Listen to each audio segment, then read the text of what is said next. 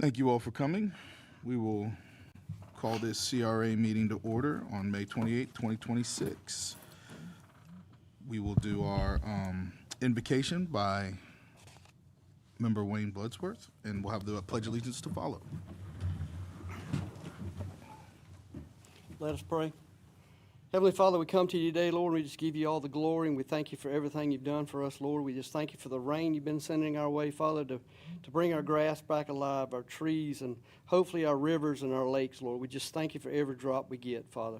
Thank you for us being here in High Springs. Thank you for our United States, Lord. And we just ask that you guide us to do us the best ability that we can do for our people here in High Springs, Lord. We just thank you for everything again. For it's in His name we do pray. Amen. Amen. Pledge allegiance to the flag of the United States of America and to the republic for which it stands, one nation, under God, indivisible, with liberty and justice for all.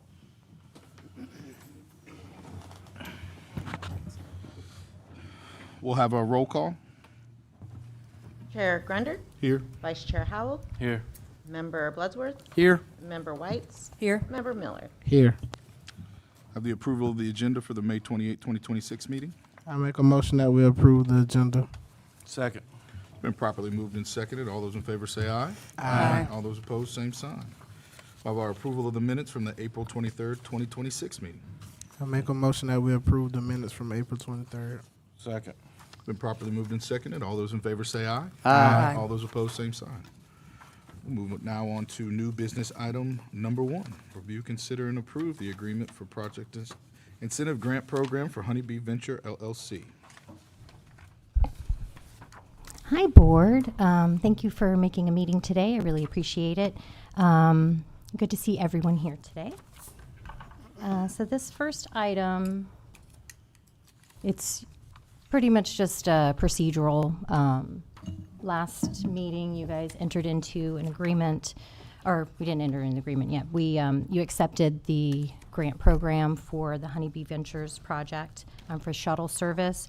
So since it's a new program, we didn't have an agreement. So I just kind of changed the facade agreement that we had in play, sent it over to the attorneys. They made their notes. We made some changes and came up with an agreement. So it's just we can enter into this contract. So it's basically just a procedural, the next step in our process here. I did keep these slides up from the previous one, just to let you guys see what we're entering into agreement for. It was the shuttle service. Their application was submitted April 8th, 2026, and board approved it at our last meeting, which was April 23rd, 2026, and it's just to get that shuttle service going. So I hope you guys had a chance to look over it. Basically, we're just entering into an agreement for the $20,000 to go towards it. They set the terms at 6 months, so that way it'll cover the period that we need it to. And essentially, they're just subcontracting out transport services. And in there, we did put that the transportation provider is required to have insurance, because I did send that over to the attorneys, but just because it's with Honeybee Ventures and not Get Up and Go, they thought it was cleaner to leave it, to say that they need insurance. So.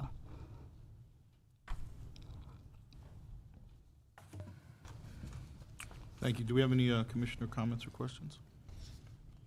Mr. Chair, if I could, I've got a couple of, just one quick question. Yeah.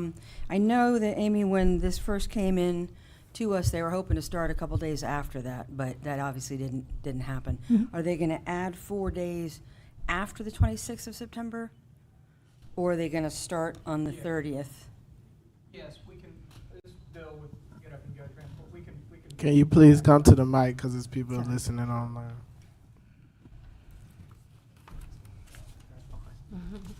Yes, Bill Caton with Get Up and Go Transport. And the dates on that one was just, of course, because of the time frame, but we can back them up, just back them up Okay, one more. so we still get 21 Saturdays. Yeah. I'm sorry, yeah, Gotcha. I think there'll be a total of 21, if I'm not That was the mistaken by original, memory. yes, sir. Yeah, Okay, so. thank you. Mr. Grunder. This may be out of line, I don't know, but with our certain circumstances that's been presented this week with investigation in the CRA, I would like to know if we can table this and table the next one too, till we get some of this stuff cleared up and handled properly. I don't know, is that legally? Can we do that? Because there's too much open stuff going on. I'm not against some of these, but I'm just wondering legally, can we postpone this until some of this stuff is cleared up? Because there's a lot of public requests been made. I know our staff is stressing over it, trying to get all that's necessary. So I'm just wondering, is it possible to hold off on this, moving forward with these two? So I think that as long as the motion comes from someone who was in the majority approval last time, we could move to rescind the approval and table it for now. That would be appropriate, but it would need to be from someone who voted in favor, because essentially we have a motion to move forward. So in order to not move forward, we would need an individual who's in the majority. Mr. Marshall, you got anything to add with that? Well, if you're making you can make the motion to table. There's nothing wrong with that. Yeah, listen. The audit's been behind for 3 years. It's been going on for 3 years, right? So you don't know what that starting balance is, but the CRA does not have a lot of money going in and out, and we know we have TIF. And we know the TIF payments come in. There is money, hands down, for this project in there, no doubt. And the financial problems that I've been talking to you about has nothing to do with the CRA. That's to do with general fund. So it's a completely separate fund. The CRA is a completely different. It's its own entity. It's its own government. So the money's in there. I think if you want to look at it and be sure and whatnot, you could table it, but I'm telling you, there's money in there to cover I got this. it, but the CRA hasn't been involved in what apparently has been put out there, so I'm just saying, can we just pause this and let's clean up some of this before we move forward? I don't know how the other commissioners feel about that. I'm just asking a general question to see how others feel. I think maybe a better motion, and maybe not even on necessarily this particular item, is after we make the motions for whatever we're going to do with these two items, is to maybe pause it until after this, because you don't want to open up yourself to legal action. So I think it would be best to move along with these and then pause after. Pause after when? After these two motions yes. here? I'd be comfortable with that. I'd be comfortable getting these out of the way, and then I don't think we have anything else coming down the pipeline at this time, and then putting a pause to it till we get through. But Well, I'd we like to just- see these go. We just had our attorney say we can pause it. I don't think we need to. These have already been approved, correct? Correct. Okay. Then I mean, why I know are we the- I know talking the new about stuff this coming if up. it's been approved? Why are we dealing with this again Because tonight? it's a final read. Okay, agreement. okay. All right. Kirsten, do you have any problems with, if we approve what's on the agenda tonight, we can just set a moratorium and that wouldn't get us into any kind of trouble legally? Yeah, you could wait. It's your grant program. So Well, you this have is one of them, though. I mean, what if somebody came with a facade grant application? Would that also apply to that? Do we want to put a pause on any outgoing money until, as Vice Mayor Blesworth said, we get whatever is on the table cleared up? From a practical perspective, most of your grant, and correct me if you disagree, but most of your grants give you basically unlimited authority to agree or disagree, provide the funds or don't provide the funds based on a litany of variables. So you don't even have to say we're not going to take any more applications. You could go basis by basis, and if someone applies and you say, hey, really right now we're not sure where we're at, we'd like to, no thanks right now, but come and reapply, or let's put your application on the next agenda. You have a lot of discretion when it comes to those grant programs. So you wouldn't even need to necessarily say no one need apply for this until X date. You could sort of play it by ear. If someone applies, your CRA director could help lead them in the direction of, hey, let's maybe wait on this application until we feel like we're in a better spot, where I feel like the board is maybe comfortable with the resolution, which I'm hoping will be relatively expedient on the issue that we've been addressing, and I believe that it will be. So I don't think that it's necessary for you to take any formal action to say no more applications, but you certainly could do that if you wanted to. I really like the idea of we keep moving forward with what we're doing. We take the applications. If it makes sense, we look it over, we do it. What has come out is a public records request. I'm pretty sure we can ask Angela how many she gets.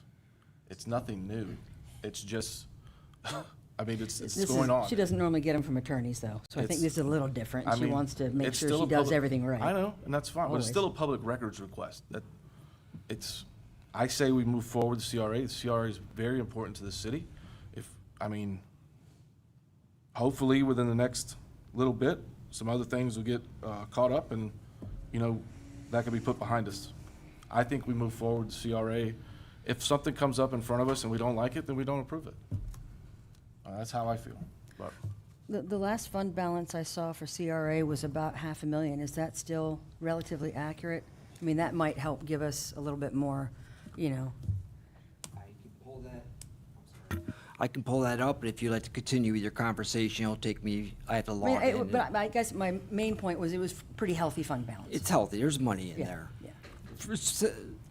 I'm not trying to sway you. I'm just No, I trying to make understand. you feel comfortable. As the executive director, I can tell you, there's enough money in there for this shuttle program and the other program that's coming up, and any foreseeable facade grant. The facade grants are $10,000 apiece, up to.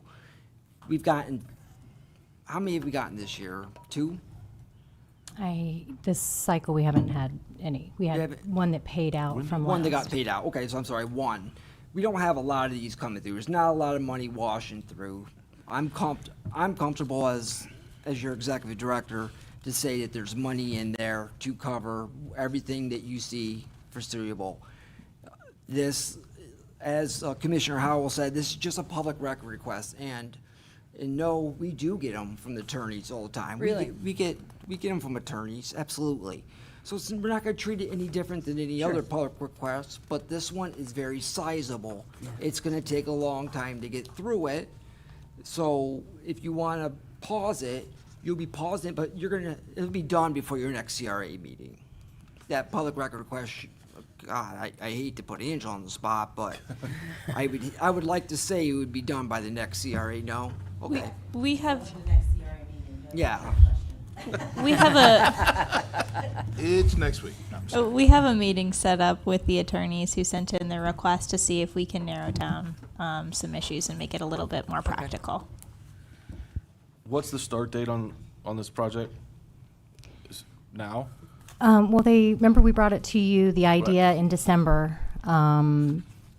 Was able to get a meeting in February to present it with the new grant program. Then April, they applied. So, I mean, they'd like to do it for the summer season. That's what I'm So saying. We're So, in it, yeah. It would start Saturday.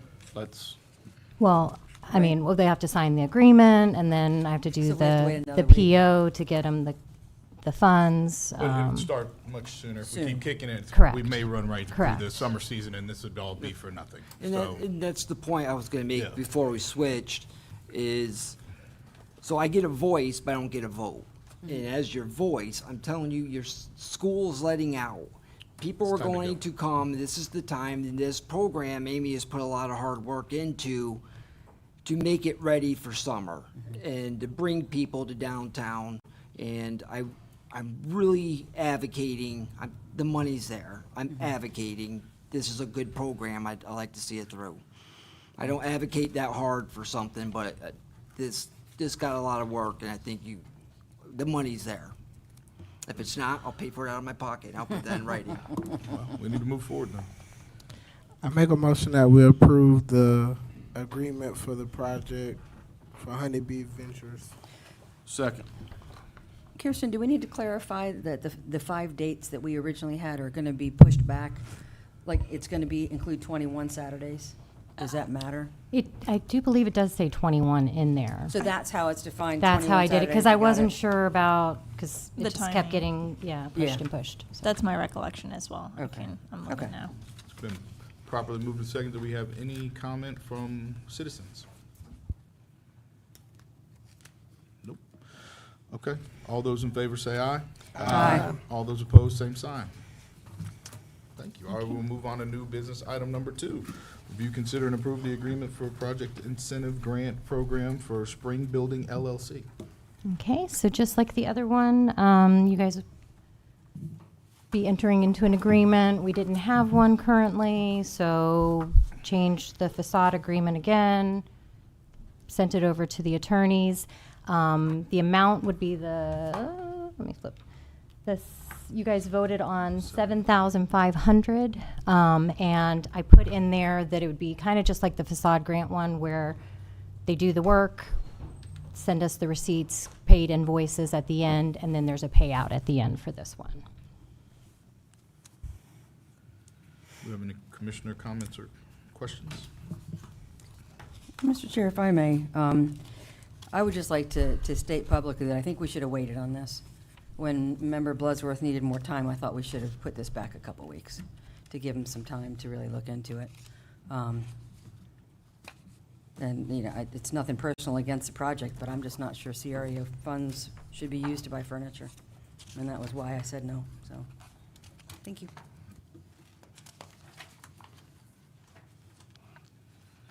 Would this be the proper time to ask what we can use this money for CRA?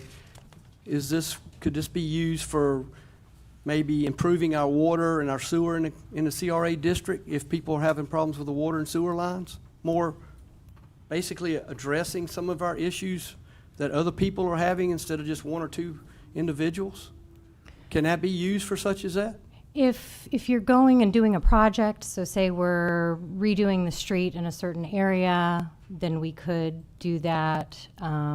If it's something that's already on the city's No, I'm not radar, saying what they anything on need the to city do, radar. we're not allowed to do that if it's already on their CIP. I don't think we have any projects. I'm just saying, if we know somebody's having sewer problems in the CRA district because it's an old line, are we able to use CRA money to help improve that for all businesses in the area? That could be something that we look into. You just kind of have to be careful because you can't use it to like maintain services that are No, already I'm talking there. about making You have to new do lines for bigger those and people. better. So if it gets kind of tricky unless, do you agree? I mean, I would agree generally with that. And you hear Danielle and I say it all the time. It'll be fact specific, so it'll depend on what we have and what we're building, and is it already something that's on the project list for the city? But there are instances in which you could use it for that. There are also instances in which you wouldn't be able to. But yes, the potential is there for that, Okay. depending upon the project. Gotcha. Okay, thank you. I'll be in Orlando, I think it's next week for a training. I'll ask them about infrastructure. I don't know. More than one commissioner has brought that up about CRA funds, and I don't know. So I'll ask, I'll get it right from the source, and I'll come back with something. All right, thank you. Yep.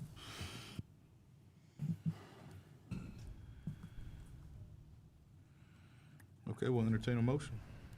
I'll make a motion that we approve this project. Second. Properly moved and seconded. Do we have any citizen comments on this? Okay, all those in favor say aye. Aye. All those opposed, same sign. Aye. Passes 4-1. Moving on, discuss CRA Board's 5-year goals and objectives. okay, so for this one, last meeting on April 23rd, Board's member Whites wanted to talk about where we're headed, 5-year plan, what our goals and objectives are, and you're as a board.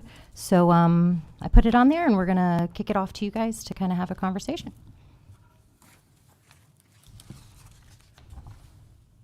Mr. Chair, if I may?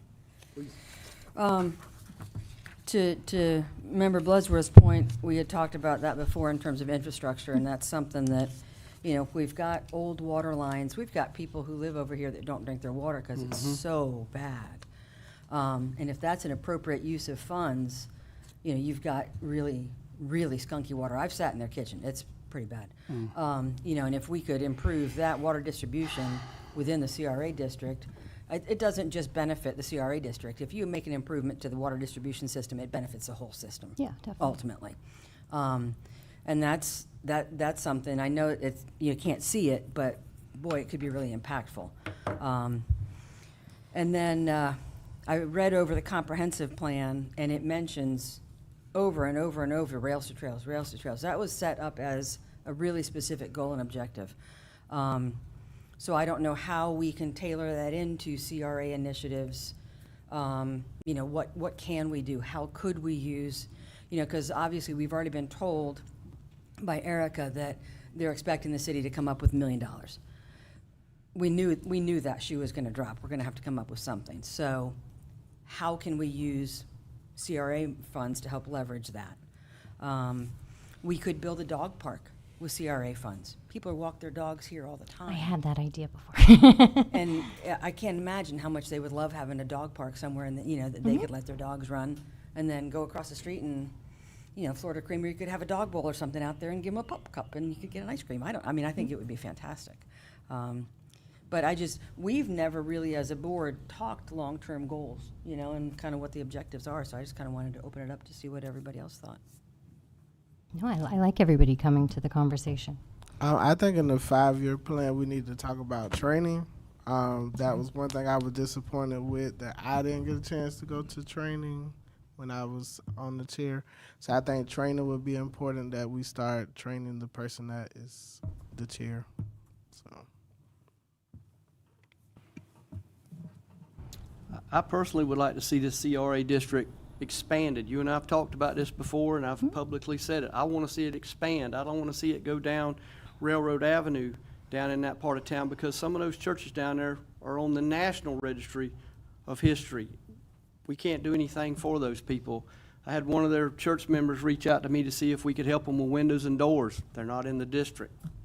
That church is on the National Historical Society or some type of thing like that. So we need to move forward. I think you say you have to go to the county to do some of that nature. Well, we priority, we have to get to resolve the audit issue, because that's really what's been the bottleneck They won't even of have the everything. conversation with us I understand. until that audit's done. That's the way I felt about these other Yep. programs. Clean this mess up, and then we move forward. But Yep. that's already said and Well, done. So So Amy's already been talking with the growth management director, right? That's the title, right? Sean, yeah. Yeah, I think it's his title. They're willing to have the conversation, see what it is and whatnot, but they won't sit with us until the audit is caught up. gotcha.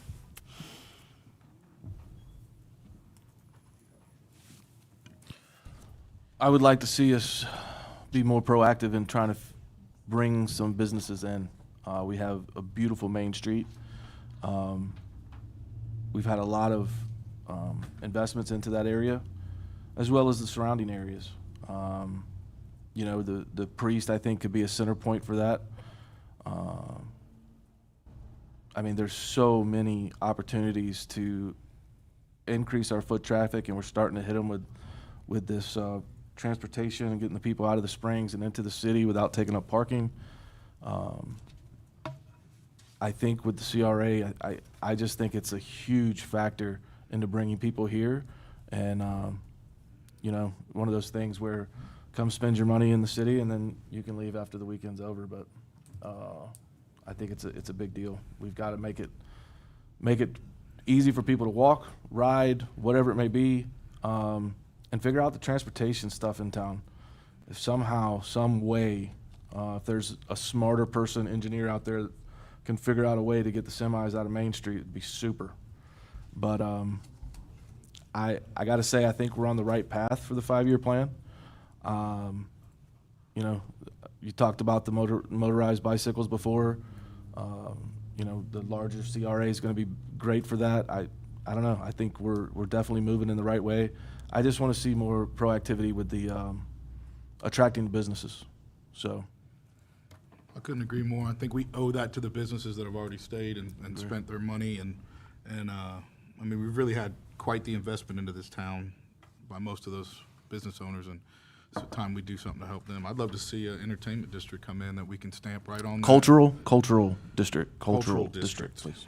But something where it's, you know, you just kind of link everybody together. You make it a lot more open and free for people to move around and really utilize that area as they already do.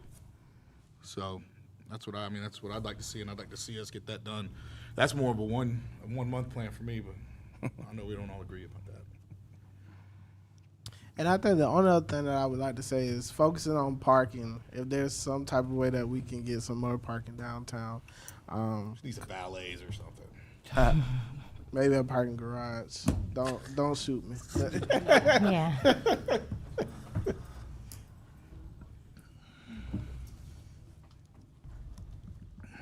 You know, I think everybody, and I think this conversation would go even further, but I do think, to what everybody's talking about, we're all thinking about the same thing. We got to clean up what we got going on right now, get that officially done, cleaned up, look through, and then we can really start to talk about the future. But it's almost just pipe dreams at this point until we clean up what we got going on. I mean, in terms of the Rails to Trails, what aspect of that could the CRA participate in? So we can support the trail. So we can do wayfinding. We can support the businesses that are along the trail within the CRA district. So if we get that expansion area, it goes down. So we can help with drop-top customs if they end up doing that as like a cultural center or whatever. I don't know what exactly they have planned, but I've heard that they're working on some ideas to make that really a cool place. We could support parking along there. We can do sidewalks. I've made a little list of different things, but yeah, infrastructure improvements. But that was kind of why I rolled out that project incentive grant program, was like, hey, bring us your cool ideas, bring us your business, bring us something that we don't have that would be beneficial. And that was kind of the thought behind that grant, was And could we to use entice. CRA funds for that small land acquisition part that goes through the district?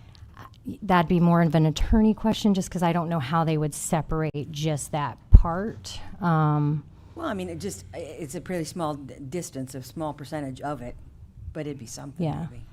I mean, it's worth looking into. It just makes it a little complicated unless you're supporting it in other ways. Could it just pave that area? I don't know. It's the only, What are your thoughts? Attorney? Maybe. absolutely maybe. I like it. It's a light, baby. Maybe. Yeah. It is a light maybe. I would have to look into that further. Because I know when I talked to her, she was saying probably not, because it would benefit the whole trail, and there's no way to say that it just benefited that area. Or really that it benefited that area, like outside of the trail, that it would benefit that area Because it's at just all. the loop. That trail being there, though, could benefit all of the businesses in the CRA district a bunch. You know, if we had people on bikes going, I mean, think. it could be a big benefit to the district. I mean, I don't disagree with you. I think that it's just a question of how closely we can tie it to. We have to look just at the project that the CRA is doing when we look at the legality of expending funds. Mm-hmm. So I mean, maybe we could convince someone that it results in a net benefit, and so really it's a. I could make that case all day long. I mean, I wish Jim Gabriel's bike shop was still here. He could have rented I out know. bikes and had people coming and going, but Isn't that space still open? It's for sale. Same. Yeah, is it really? it's for sale again, so. They never did open that. Bring in those businesses in. But Nah. how do we use CRA funds to help encourage businesses to come? I don't know. Well, that was With what- these that's what- grants and. That's what the incentive grant is Yeah, for. and then we can work with them. Bigger cities, they leverage a lot more, but we can work on an individual basis too if it's like a big project to leverage our funds. Some of them do away with, they pay the property taxes or the different taxes certain time periods. There's different ways to yeah, you incentivize. We use ours to leverage against, to bring in that private catalytic investment. Yeah, because can the incentive grant be used if it was a new business and they wanted to utilize it for like first and last payments on the building? That depends on what you guys vote on and what the business was. So yeah, and I think that that's probably if we could get a video going, Kevin, and that maybe describes all the things you can use with the incentive grant, because I think people hear it And they just think, well, I already got to be established in order to get it. I think if people know, hey, if you're fresh trying to come in, you can get this grant to help you actually open up your business. I think that'll be a great idea. And really, that's what it's for. People that are already established, unless you're expanding your business or adding something that really brings people into town, that's not the grant for them. I mean, maybe a facade grant if they want to do something on the outside, but the whole purpose of the project incentive grant program was to kind of incentivize that catalytic aspect where we're getting new business, new life, new things that we need. So if we did something like you're talking about, with property tax or first and last, whatever, would we be restricted for doing that just for one business? Since we've already done it, it's a new idea. Or could we do the same thing for a different kind of business? How do we interpret that? That's up to the board on how you want this to go. If there's something cool, I feel like I bring it forward to you, and then you vote on what the terms are and how we want to do it. And then we really should in-house kind of have an idea of what's going on before we bring it to you. But, I mean, anything is possible with these, but with CRA funds, that's why I want to get you guys someone up here to train you or get you through some classes so that we can all be on the same page and know what we can do to really leverage these funds in the proper way that they were intended. Because at the current rate, once we get everything back in order, we're due to sunset at 2030, 2031. Because, we were originally supposed to sunset in 2016, but Alachua County gave us a 15-year extension.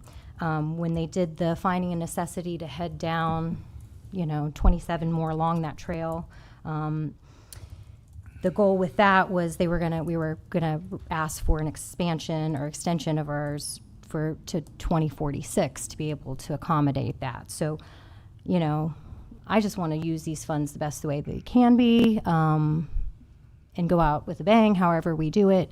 But we're always up against, legislation trying to change and do away with it. So, and the whole time I've been in, it's been the audit issue, So that's why it wasn't accepted back when they did it in 2021, 2023, when we did the updated strategic plan. So if we can just get on track, I mean, we can use these funds in amazing ways, and I really feel like make it a great difference.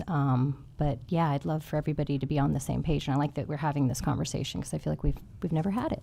So, in terms of your operational budget, Amy, what do you have to cover every year? You've got your salary, you've got the lovely man who helps you with the flowers, but then, I mean, in terms of an operating budget, there's not much more else that you've got to cover, right?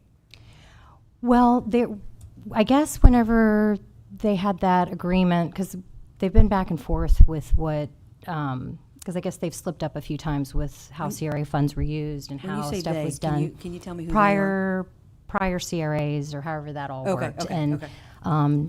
what year was that, 2019, 2017? Anyway, before I was in the position, the county sat down and basically was like, hey, this wasn't right.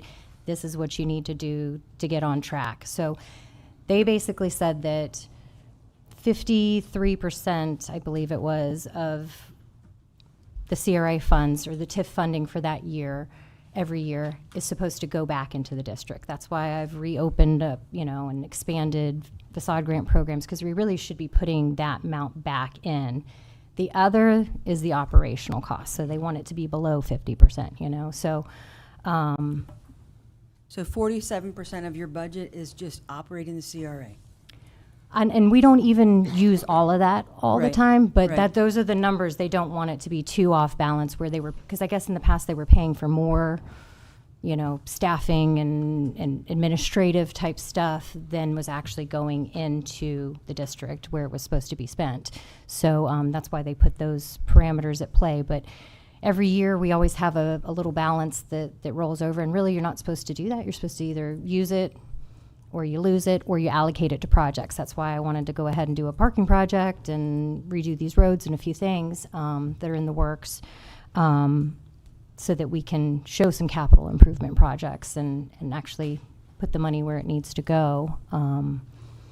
So then, I'm just, in terms of operating costs for you, the percentage of your CRA budget isn't 47% though. So we could still use, let's say, for instance, operating costs are 20% of whatever the annual budget is. We can use that other percentage for grants. We're not restricted to say, well, you need to make sure you have 53%. If we're using 70%, even better, Exactly. right? Okay. Yes. So your operating budget, can you tell me roughly what it costs to run the CRA?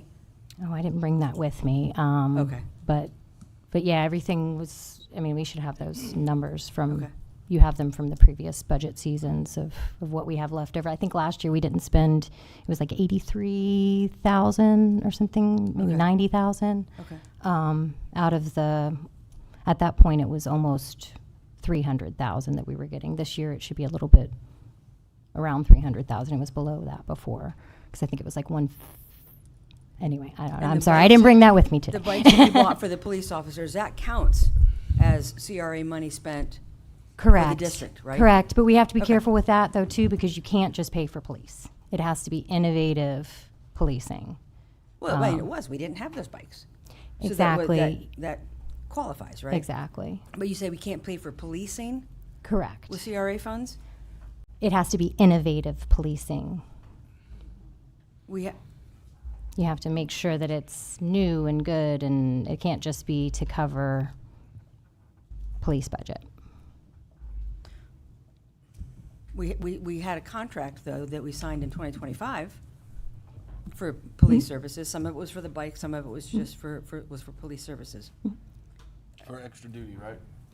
Extra duty in the district and to add the bikes to the district. So extra duty in the district is still going to qualify year after year. Maybe not year after year, because it has to be innovative. So if you're doing it more than 3 years in a row, is it really innovative? Or are you just supplementing another fund?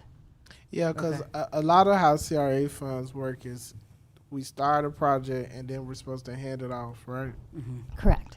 So, You do You it know- bigger and better, and then you say here.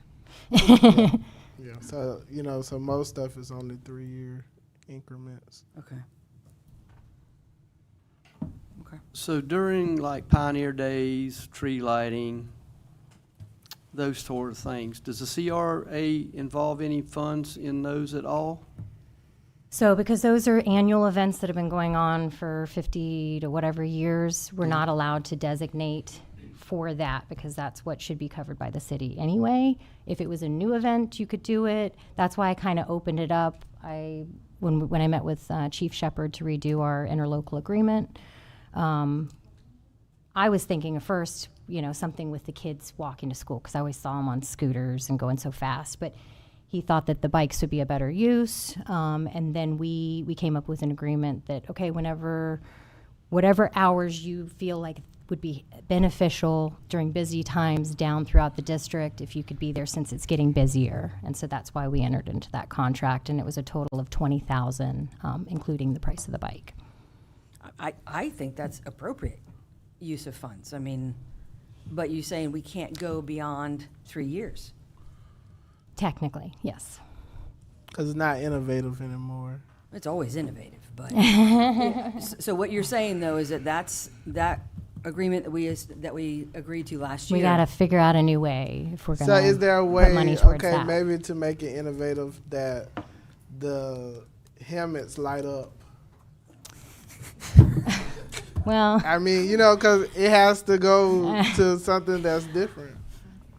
I just don't ever want to misappropriate funds. So, whatever we decide, I just want to make sure that we're in line with what this is intended to. And they change it over time, too, because before you used to be able to pay for billboards and this other stuff. But then they said, nope, you can't pay for events. You can't pay for billboards. You can't, So they're always changing how these monies can be spent. And as you've seen throughout the past few years, they've tried to do away with CRAs in general. So Even if the billboards bring people into the district. but it's not in the district. So even if we had a sign that we paid for outside of the district, you Okay. can't do that. So I think Chief Shepherd's got something that's gonna wow Yeah, us. I just articulate that the off-duty details we do out there are temporarily innovative, so we do it for holiday times.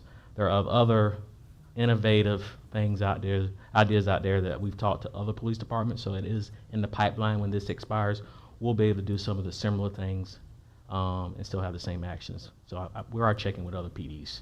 I feel like those drones could be innovative for a couple years in a row. I feel like there's some things out there, yeah. Where I was going with the question was, Oh. if we're able to cover police protection during these events, I know there was a question brought up about fire protection for Pioneer Days and such as that. Can the CRA help with funds for covering fire protection if it's innovative? I just don't want to misappropriate funds by, No, you know. You got to make it innovative. I mean, we can't just put the word innovative in front of fire. I mean, I'm not I'm trying to make. looking I'm for not. help here for- I'm trying to help you here. So, if I'm just trying I'm to get just clarification. spitballing. I don't know, Chief. I'm just going to throw you under the bus. I'm sorry, but let's say they held CPR classes. It's never been. I don't know. I'm making something up. They're holding CPR classes, and if an emergency happens, they go respond to it, come back and do. Since we don't ever have, that might be innovative. You got to do. It's got to be something that's different. I got And in the CRA, the way it's written, it's very spelled out, black and white, on what you can and can't use this money for. You know, there's a lot of times, this is kind of CRA and enterprise funds. It's black and white, and you know, we got in trouble years ago because the funds weren't being used in the right way, and I'll back her up that we put an end to that when we started here. So if you could find, if we want to look at doing something like that, we have to get with Chief Peters and say, come up with something innovative for Pioneer Days, and then maybe, but it'd have to be pretty innovative. Well, I mean, was just trying to ask Yeah, and find out that's if we great. can help with some of the coverage that we've had that we've Yep. had to worry about paying And the for. CPR class was just something I came up with. Yeah. It'd have to be something that's innovative, but I'm saying something that's different that brings value to the district. Mm-hmm. So it's not just events, because, you know, the Christmas parade may go outside the CRA district, That's you know? right. So that's an example. But, you know, Pioneer Days is right there. That's in the district. That's why we have the police bikes. That's why we have all that out there. And but it's got to be something that's innovative. It's got to be new for the CRA, because if it's something that the city does anyways, can't use it. So, Okay. and that might be where you run into the problem with the fire department. You got it clarified. I Okay, got you. you got I'm it. with you. I think for the CRA, one of my favorite phrases or words is economic revitalization. Revitalization, right? Revitalization. Revitalization. I tried for days. But Yep. that's what it's got. I mean, if you center it around that, I think, you know, maybe if we start stretching, then we're probably going to be doing the wrong thing. But Yeah. Commissioner White's, I wanted to tell you those numbers. You asked about the expenses. Oh, thank you. CR expenses for 2025 was 243,000. That was operating and personnel total expenses for the CRA. Which comes out to 53%. Operating expenses were $243,000. Okay. I come up with 344 with operating and personnel together. Okay, there you go. 344. I could be wrong. I'm just doing this off the cuff up here, but Okay. off the CRA budget, personnel expenses were 118.5, and operating was 226,372. There you go. And those operating, that's all the grants, that's all the other stuff. Operating. I want to make sure I understand what those Yeah, all the numbers mean. beautification, all the grants. It's, So she puts part towards the audit, the single audit expense, if there's a single audit. Grant program, you got the commercial and the residential in there, training, travel, professional Okay. services, planning, contract services. There's the police in there, contract services, downtown beautification. They pay a part with the city attorney, her cell phone, utilities, liability insurance, repair, maintenance, and printing. CRA, office supplies, fuel. Okay. Thank you. And that's out of 800. That's out of 650,228. And so what's the remaining after that?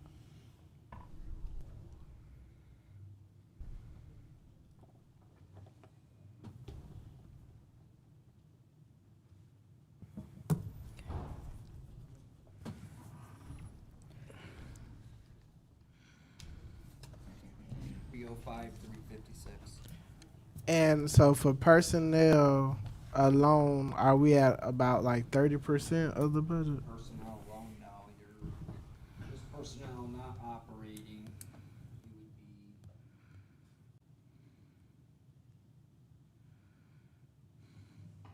My middle school math teacher would be proud of me that I still not do percentages. A little over 18%. Okay, 18.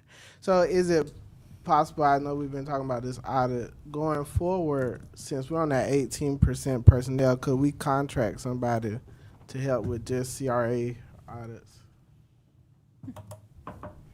Help with CRA audits. Yeah. Because, I mean, CRA does a separate audit, right? No. So that it's in there? Separate audit as a part of the whole city audit. Okay, There's so, there's two but audits. could it be one that just works to help that portion of the audit? I don't understand your question. Like, could you contract somebody else to help with that portion of the audit? Of the CRA Mhm. audit. The CRA audit portion of the audit is very, very, very small. It's, Yeah. so I mean, I'm pretty sure that is not long, but just the fact of to keep it moving. If we're only at 18% of personnel, Maybe from a practical standpoint, though, you may end up spending more money contracting with someone separate instead of someone who has all of the information. gotcha. let me go ahead. I'm sorry. I don't want to hold you up. Go ahead. It is allowable per statute, though, so. But it might complicate since we are part of a bigger, Just to keep us on Company. track, we got 13 minutes until the regular meeting starts. Oh, I ain't got nothing else. Okay, my last 5-year objective. okay. Some kind of musical porch fest within the CRA. Musical what? It's like a music festival, but it's small. The venues are people who want to participate. The musician goes on their porch. So they'll have 5 or 10 people in the yard listening to them, but they'll be all over the CRA. So there's I like places that. like, I've heard of one in Maine, I know of one in Sanford, Florida. It's pretty popular. It's really cool. A lot of new artists, a lot of big artists. It could be something. There Brings are- people in the city. There are venues, if there were bigger people that came, there are places that can hold a little bit of a bigger venue. There you go. Okay. So That's creative. we have to be careful with events, though, because they did take out where you're not allowed to hold events. But you can help support businesses or create civic places where people would come and gather. Incentives. Yes. So I know that Or there- I've always liked the sinkhole behind us over here. So, I mean, if we could put money into redoing that, and then that would be a destination where people could come and you could have, but paying for a specific, Correct. Like Yeah. CRA would be more of like a supportive role kind of thing. yeah, build it, they will come kind of a mentality.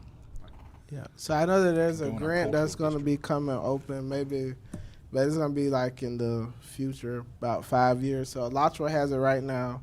So they do Friday night concerts, and they actually was on the board in the beginning. And so they told us after they get done with that, another city has to apply for it. Ocala had it first, so they were saying High Springs should look into applying for it when they get done with the grant. So. That'd be awesome. Yeah, that's a great thing that got set up down there at Skinner Field. All right, anything else for this item? No, sir. All right, we'll move on to chair report. I got nothing to add. We'll move on to staff report. No, We're good? yeah, Any announcements? Any announcements? no, No, just, not just right now. waiting. All right, we will go to public comments. Does anybody have any public comments about the CRA?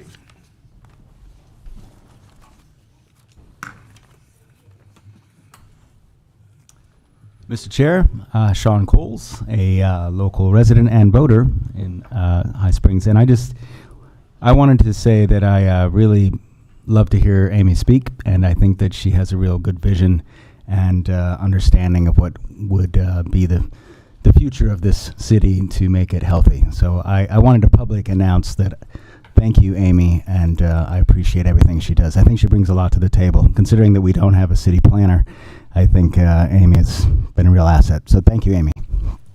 Thank you for saying that. We like her pretty good, too. Any other public comments?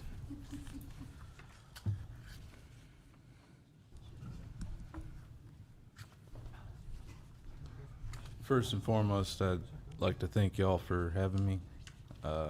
Secondly, I'm not here for the CRA meeting or anything like that. I'm still trying to figure out how you guys operate and So this when I is- can get into where I can talk. And Probably 6:45-ish. And our next meeting, our actual city commission meeting starts at 6:30.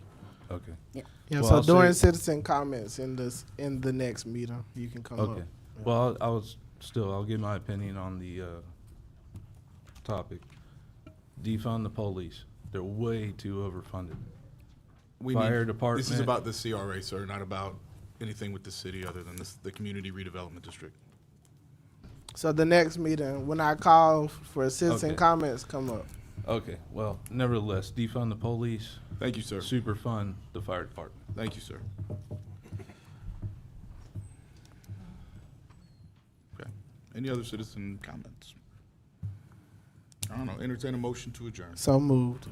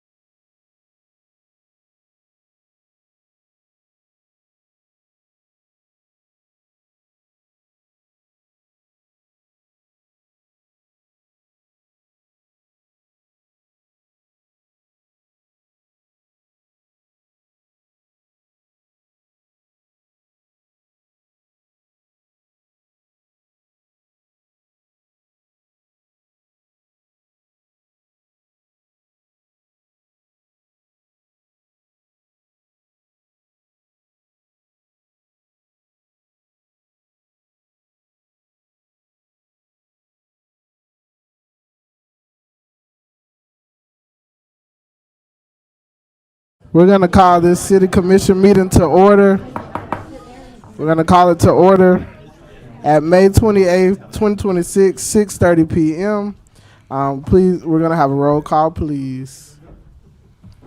Mayor Miller, Here. Vice Mayor Bloodsworth, Here. Commissioner Grunder, Here. Commissioner Howell stepped out, Commissioner Whites. Here.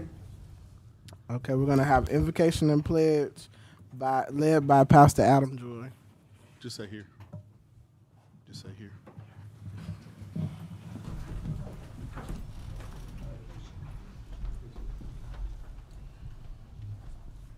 Let us pray. Father, we thank you tonight for waking us up this morning and just keeping us in our right mind. We ask tonight, Lord God, that you look on this meeting, that you look on our elected officials and our city manager, that you give us the strength and the power and the wisdom that we need to move forward and to move according to your will and according to your way. We ask that you help us all tonight to be understanding, to have forbearance and be respectful. And it is in Jesus' name that we pray and believe. We say amen. Amen.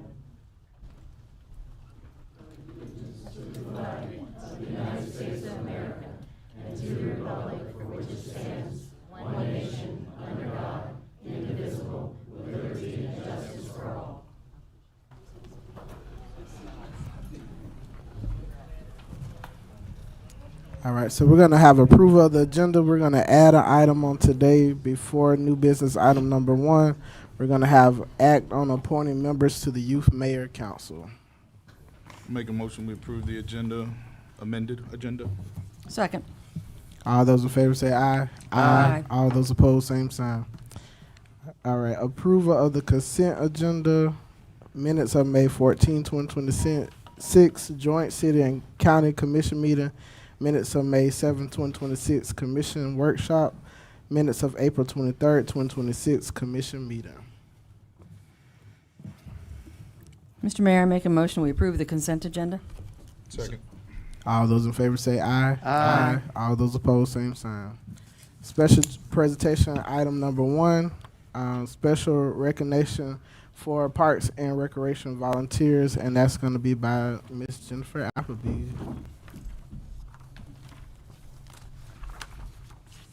Hello, thank you. I'm Jennifer Appleby, Parks and Recreation Director for the City of High Springs. Thank you, Vice Mayor, Mayor, and Commissioners for your time and consideration. So I'll begin this presentation just letting you know youth recreational sports serves thousands of families in our region and are largely driven by volunteers. We applaud our partners in the greater communities of North Central Florida for their dedication and commitment to our youngest citizens. A few High Springs stats for the spring season.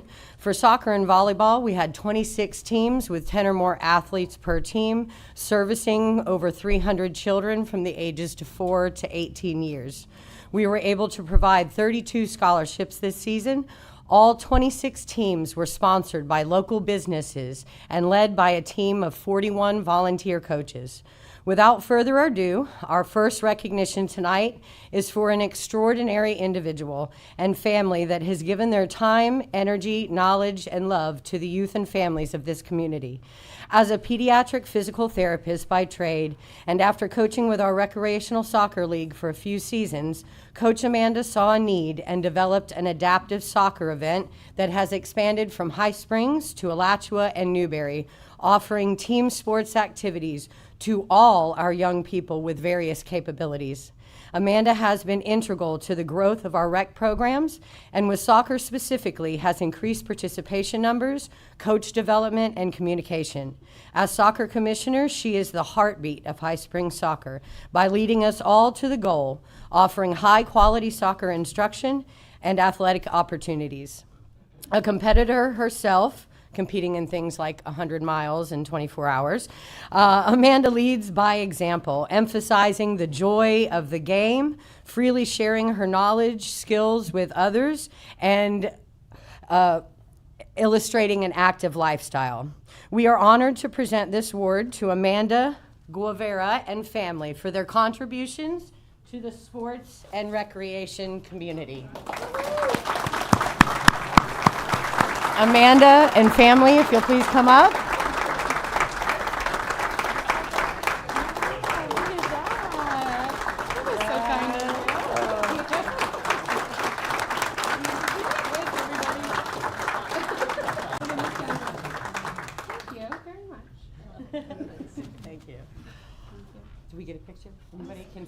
a picture for me? Yes. Yay, ready? Look at Miss Linda. Okay, and then this fella. Wait.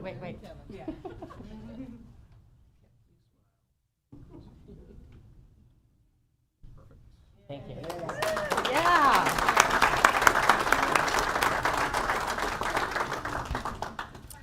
And it is my pleasure now to introduce Parks and Recreation Director with the City of Alachua Recreation and Culture and Assistant Director Damon Messina and Jack Hansen with another volunteer award and recognition.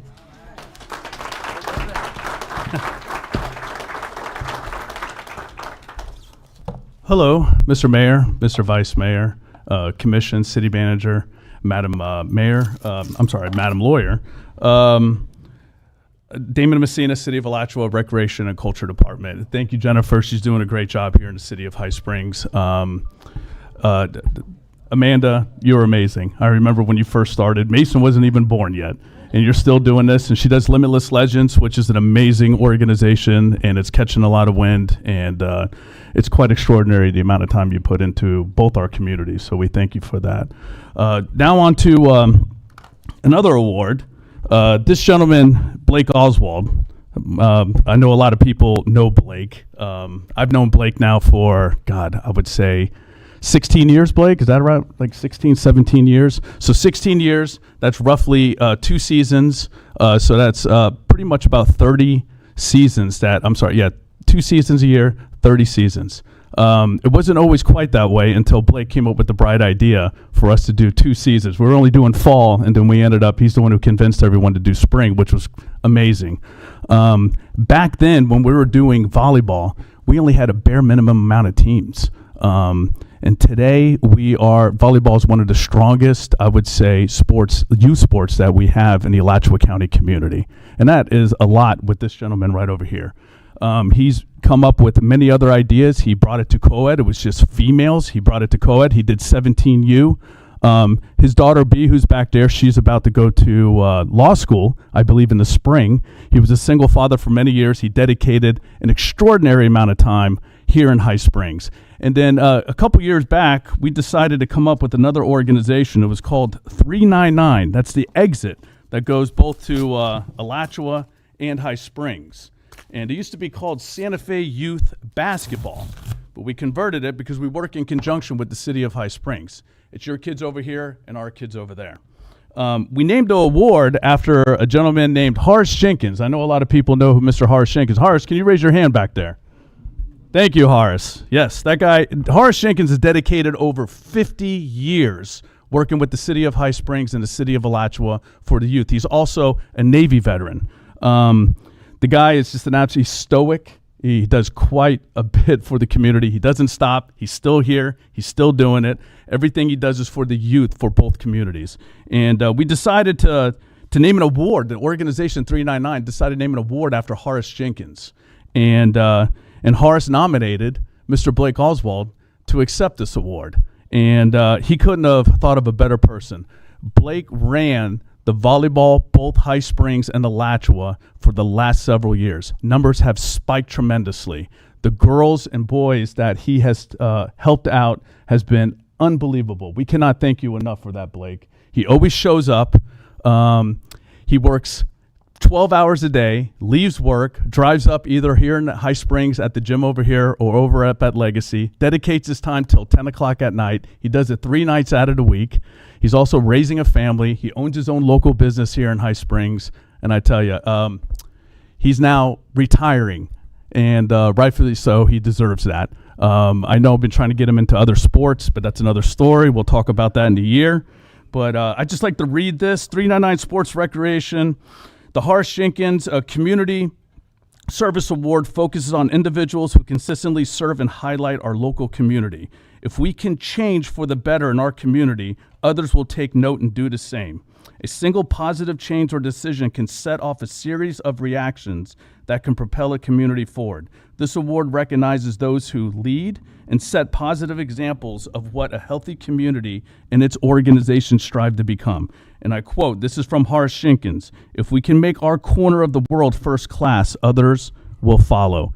And we would certainly like to dedicate this award to Mr. Blake Oswald.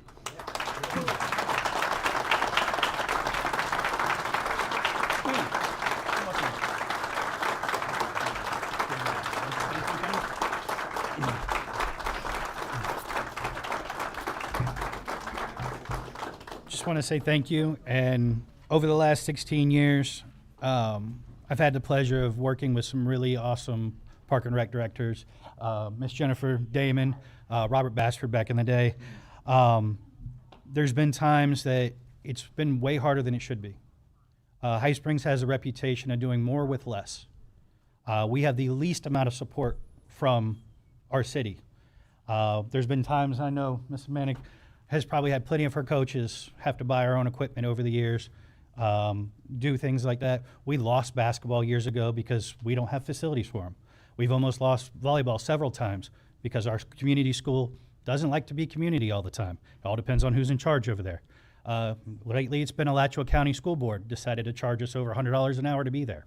Luckily, Miss Jennifer fought for us like crazy and were able to keep us going. We grew the program in spite of everything that had been going on against us. And it couldn't have happened without the other communities around us, City of Alachua and their volunteers like Mr. Horace Jenkins, Damon and Jack, giving us a home when we didn't even know if we were going to have one. We still built it, and they, built the kids up and still were able to come over there. I know things are tight now, but I hope you guys take into consideration moving forward that we've lost so much in this city up for that we got to do when I was a kid, when Tristan was a kid. We grew up around the same time period. What's now a museum used to be a youth center. Things of that nature. And the kids seem to be the first things that get cut. And we need to work on that.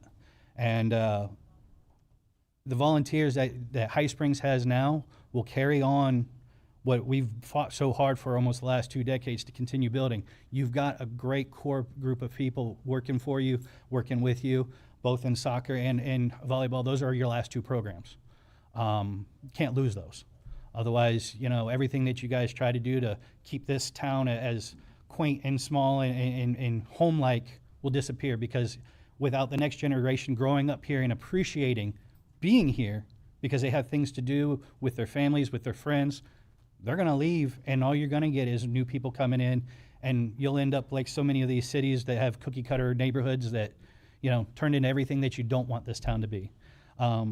Enough about that. I just wanted to say thank you and let you guys know that, we do appreciate the employees that you guys have got right now. It's great staff, and thank you.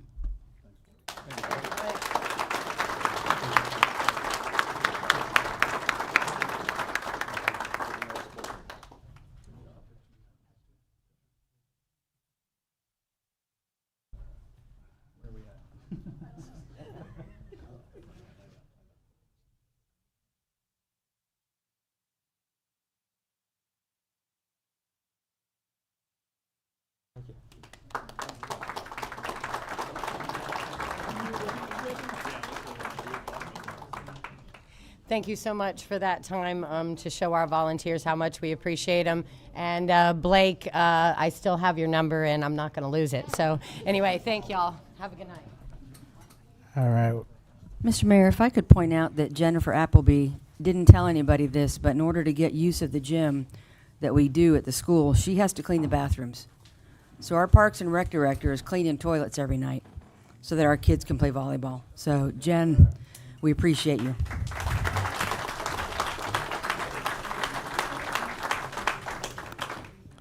All right, what a great way to start the meeting. In a time where volunteers are slim, it's great to hear that we have people in the community willing to step in and volunteer. So unfinished business item number 1, discuss and consider an act on ordinance 2026-02. Mr. Mayor, this is ordinance number 2026-02, an ordinance of the City of High Springs, Florida, providing for an amendment to the Land Development Code to permit alternates on the Plan Board, amending Appendix B, Article 10, Part 10.02.00 of the Land Development, providing for the appointment of alternates on the Plan Board, establishing qualifications and terms of the alternate members, repealing all ordinances in conflict, and providing an effective date. This is the ordinance. You all have seen this ordinance before. We have the changes that you had outlined, and happy to answer any questions that anyone may have. Any question from the commission?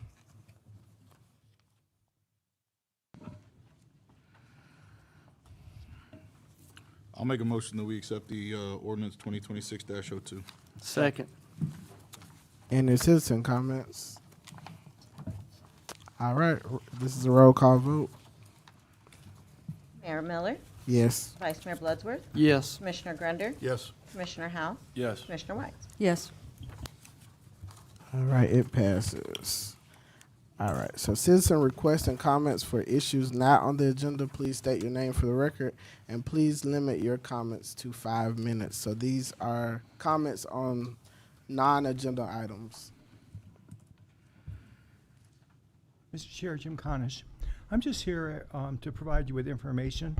I live in the Duck Pond neighborhood of Gainesville, but I also have property next to Poe Springs. And I just want to talk to you a little bit about Alachua County Commission. I showed them that they were being overcharged $250,000 by GRU. They hired a consultant for $1 million to show them how to turn down the thermostat, $1 million.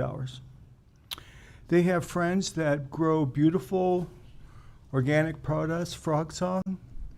They gave them a $500,000 gift to help them distribute their healthy food, which is wonderful, but that's where your county tax dollars are going.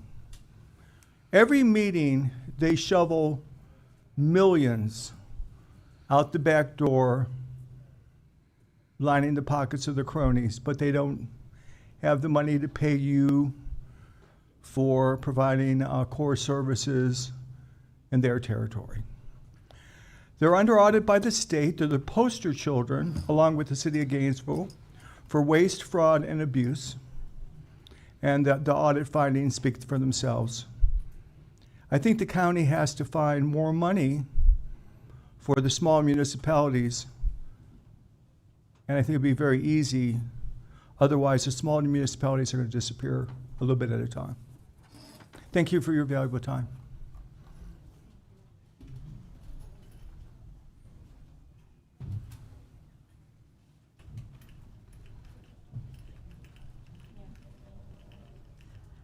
Hello and good evening. My name is Linda Preston. I'm the new manager of the High Springs Branch Library. I just wanted to thank you all in this wonderful community for such a warm welcome and for all the support that you give to the library.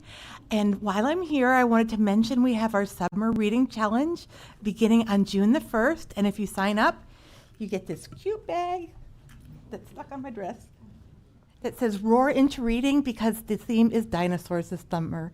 Thank you so much. Thank you.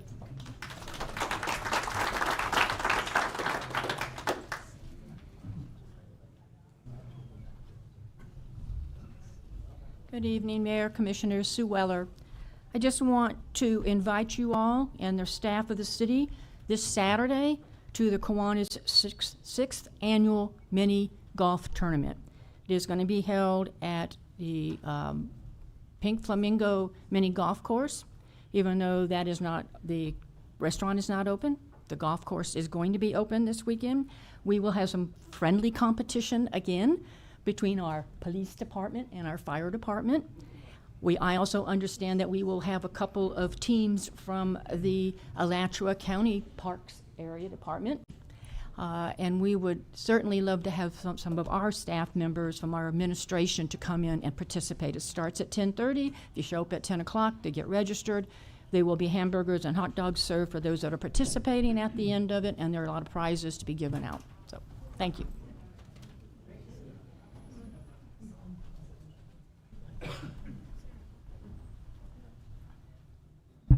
Good evening, Commissioners, Mr. Mayor. My name is John Millay. I'm the owner of Serendipity Soda and Sweets on Main Street. I wanted to recap the current state of affairs in this town so that everybody can hear it. We are currently facing a lawsuit against the Florida Division of Commerce because we haven't filed our annual reports in 2 years. As such, they have started withholding tax increment funding from our budgets. The city also has a lawsuit against it for a whistleblower claim. Commissioner Catherine Whites has a lawsuit against her for alleged ethics violations. And the business owners of this town had to hire a lawyer just to get access to public records.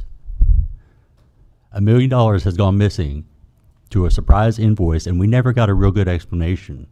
So tonight I have a couple questions. They're all for the city manager, Mr. Marshall, and they can be answered with a yes or a no. And before you answer, Mr. Marshall, I would like to share with you that your answers will be fact-checked against public records, and perjury is a felony. Question number 1, how was your vacation? I understand you went to Mexico recently. Is that true? Question number 2, in the 2 years that you have worked for the city of High Springs, have you taken 5 vacations? Public records, Mr. Marshall. You're not going to answer. Okay. Question number 3, have you recently given yourself a pay raise?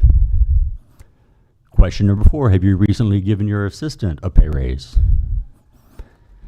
And question number 5, when you first moved to High Springs 2 years ago, did you live in the same house with Commissioner Catherine Whites for a period of 3 months? Thank you.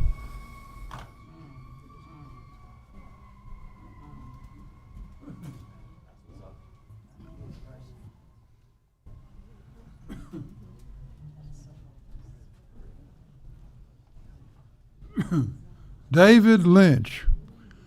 I want to thank Mr. Marshall for deciding not to sell the Scout Hut.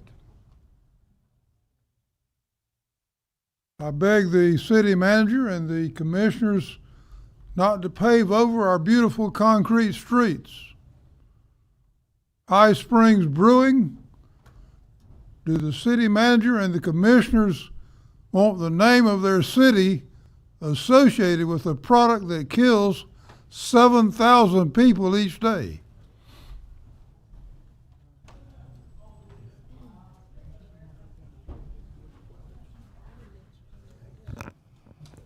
All right. Any commissioner comments? All right. I just want to say, if you haven't went to the library to meet our new manager, she is awesome. She was just here. She sees me every week, so she's very energetic. She's doing a great job. The library has so many new programs, so make sure you take your kids because they have so many new programs at the library. So please go out and support our local library. All right. So new business item number A. Discuss, consider, and act on appointing members to the Mayor Youth Council. Mr. Mayor, Marks, yeah. I'll take this if you don't mind, please. We've got an application from Miss Madison Newton. We just had a really great meeting last night with the Youth Council, and we've got 3 seniors on the board now. And Madison has submitted this application to be considered for appointment, and we still have other openings. So if you know of any young people who are interested in being part of this Youth Council, they can fill out an application and send it into City Hall. Madison is Pastor Jacob Newton's daughter. Okay. So I'm really excited for the opportunity to get to know her. Yeah, I can vouch for her. I think she's going to be great. She's very vocal, so I think she's going to be great on the board. So I told her when she was younger, not old enough to be on it, I was like, when you get old enough to be on the board, you should be on it because she has so many creative ideas. Well, I will gladly make the motion then that we appoint Madison Newton to the Mayor's Youth Council. Second. All right, all those in favor say aye. Aye. All those opposed, same sign. All right. New business item number 1, discuss and act on resolution 2026-E.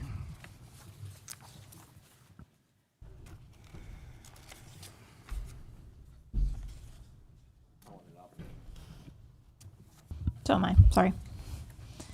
This is a resolution of the City of High Springs, Florida, approving that certain agreement between the city and Fred Fox Enterprises Incorporated for grant administration services in connection to the Community Development Block Grant in the Neighborhood Revitalization category, grant number 25 DB N07, making certain findings of fact in support of the city, approving said agreement, recognizing the authority of the mayor to execute and bind the city to said agreement, directing the mayor to execute and bind the city to said agreement, and repealing all prior resolutions in conflict.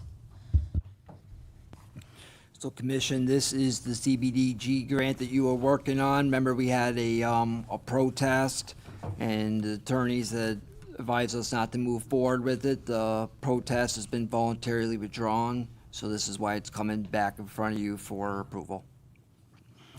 So the first one you're doing is Fred Fox. This is the administrative services of the grant, and it's funded within the grant.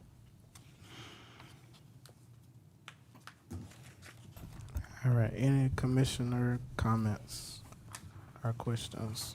No, but I'll make a motion, we accept resolution 2026-E. Second. All right, any citizen comments? All right, this is a roll call. Commissioner Bloodsworth. Yes. Commissioner Grender. Yes. Commissioner Howell. Yes. Commissioner White. Yes. Mayor Miller. Yes. New business item number 2, discuss and consider an act on resolution 2026-F. Mr. Mayor, this is resolution number 2026-F, a resolution of the City of High Springs, Florida, approving that certain agreement between the city and CPH Consulting LLC for professional engineering services in connection to the Community Development Block Grant in the Neighborhood Revitalization category, grant number 25DB-N07, making certain findings of fact in support of the city approving said agreement, recognizing the authority of the mayor to execute and bind the city to said agreement, directing the mayor to execute and bind the city to said agreement, repealing all prior resolutions in conflict, and providing an effective date. So this is the engineering of the same grant. This is for a stormwater project funded by the CBDG. This is the engineering portion. I'll make a motion that we accept resolution 2026-F. Second. Mr. Mayor, can I ask a quick question? Yes. Mr. Marshall, do you have any idea how long this project will take? It's been waiting for a hot second. It's been delayed because of this protest, Right, and right. it's going to appeal. We're gonna have to ask for an extension. I think we'll Right. get one because the state knows about the protest. Right. They were protested as well. So we're hoping to break ground right away on it. It's all set. So Okay. yep. All right, we have a motion on the floor. Any citizen comments? All right, this is a resolution. Roll call vote. Commissioner Grender. Yes. Commissioner Howell. Yes. Commissioner White. Yes. Mayor Miller. Yes. Vice Mayor Bloodsworth. Yes. New business item number 3, discuss and consider an act on construction documents for Cinnamon Hill addition. Go ahead. These are construction documents for an addition to Cinnamon Hills, which is an existing subdivision over off Post Springs Road. We should have the applicant here tonight to answer any technical questions that you have on the construction documents, but otherwise, it's straightforward. It's not changing its zoning category. It's an R1. Each of the lots are roughly an acre. So we'll let the applicant talk to you for any technical questions. Okay, my name is Joe Montalto. I'm the project engineer representing Josh Blackford, the owner, and I'm here to answer any questions that you may have about the project. Mr. Mayor, if I could please, sir, I went to the plan board meeting and they were amazing. One of our plan board members is a stormwater guy. He knows stormwater ponds, and he had some questions and some concerns about potential runoff going onto a private adjacent property. Has that been addressed? Okay, what we have proposed is probably talking about retention area, which is an existing depression that is adjacent to another property. We addressed that with the water management district, and there's actually a berm there. So there's no more discharge from this project other than what's going there right now. So there's a weir and a berm to prevent the water from going onto the adjacent property. Okay, thank you. Sure. Any other commissioner questions? I feel like this is a great project. It's low density. So I entertain. Mr. Mayor, I make a motion, we approve the plans as submitted, sir. Second. All right, any citizen comments? All right, all those in favor say aye. Aye. All those opposed, same sign. Thank Okay, you so thank you. much. Thank you, sir. Mr. Mayor, can I ask one question with respect to this project that has nothing to do with design? Kirsten, this would be to you. When it comes to transportation impact fees for this project, the roadways in Cinnamon Hills are private roads. The subdivision empties out onto a county road, and then it tees into a state road. What kind of restrictions are we going to have with transportation impact fees that we collect? So the The answer is that you may not be able to collect any, if any substantial, if any, transportation impact fees unless there is, and your consultant, when you do your study, will be able to do the analysis, traffic impact analysis. Unless there's an impact on city-owned, city-maintained roads, there is no impact fee that you can charge. So there, just because it only empties onto roads that are not owned by the city doesn't mean that there's no impact on city roads. Right. But it would be it would be quite limited in comparison to if it emptied onto a city road directly. And that's something that your impact fee, when you do the impact fee study, there'll be a calculation and a traffic impacts study will be done for each development to determine what that will be. So just because it empties onto, say, Road A, which is not owned by the city, doesn't mean that people don't have to travel on city roads in order to get to that road, to get into that development. But that's something that will be heavily fact dependent and something that your consultant will need to do a traffic impact study for. Okay, because I know that, I mean, anybody who lives here and goes to Post Springs Road and it tees into Main Street, people will go left on 237th, the road that comes in front of the brewery, a lot to get away from that intersection. So would that potentially catapult us from being able to use those impact fees on that road? It could. Okay. Could. But you have to prove that? You do. with you. Okay, Yep. thank you, I appreciate it. All right, so we're gonna go on to new business item number 4, discuss and consider an act on Wild Spaces Public Places 5-year strategic plan. Mr. Mayor, I'm going to ask you to table this. Jen Appleby was prepared to give you a good 5-year for it, but with everything that's going on tonight, I wanted to make sure it got its due attention. It didn't need to be done at this meeting, and we decided to push it to a future meeting. So I asked you, I think you do need to make a motion to table it, though.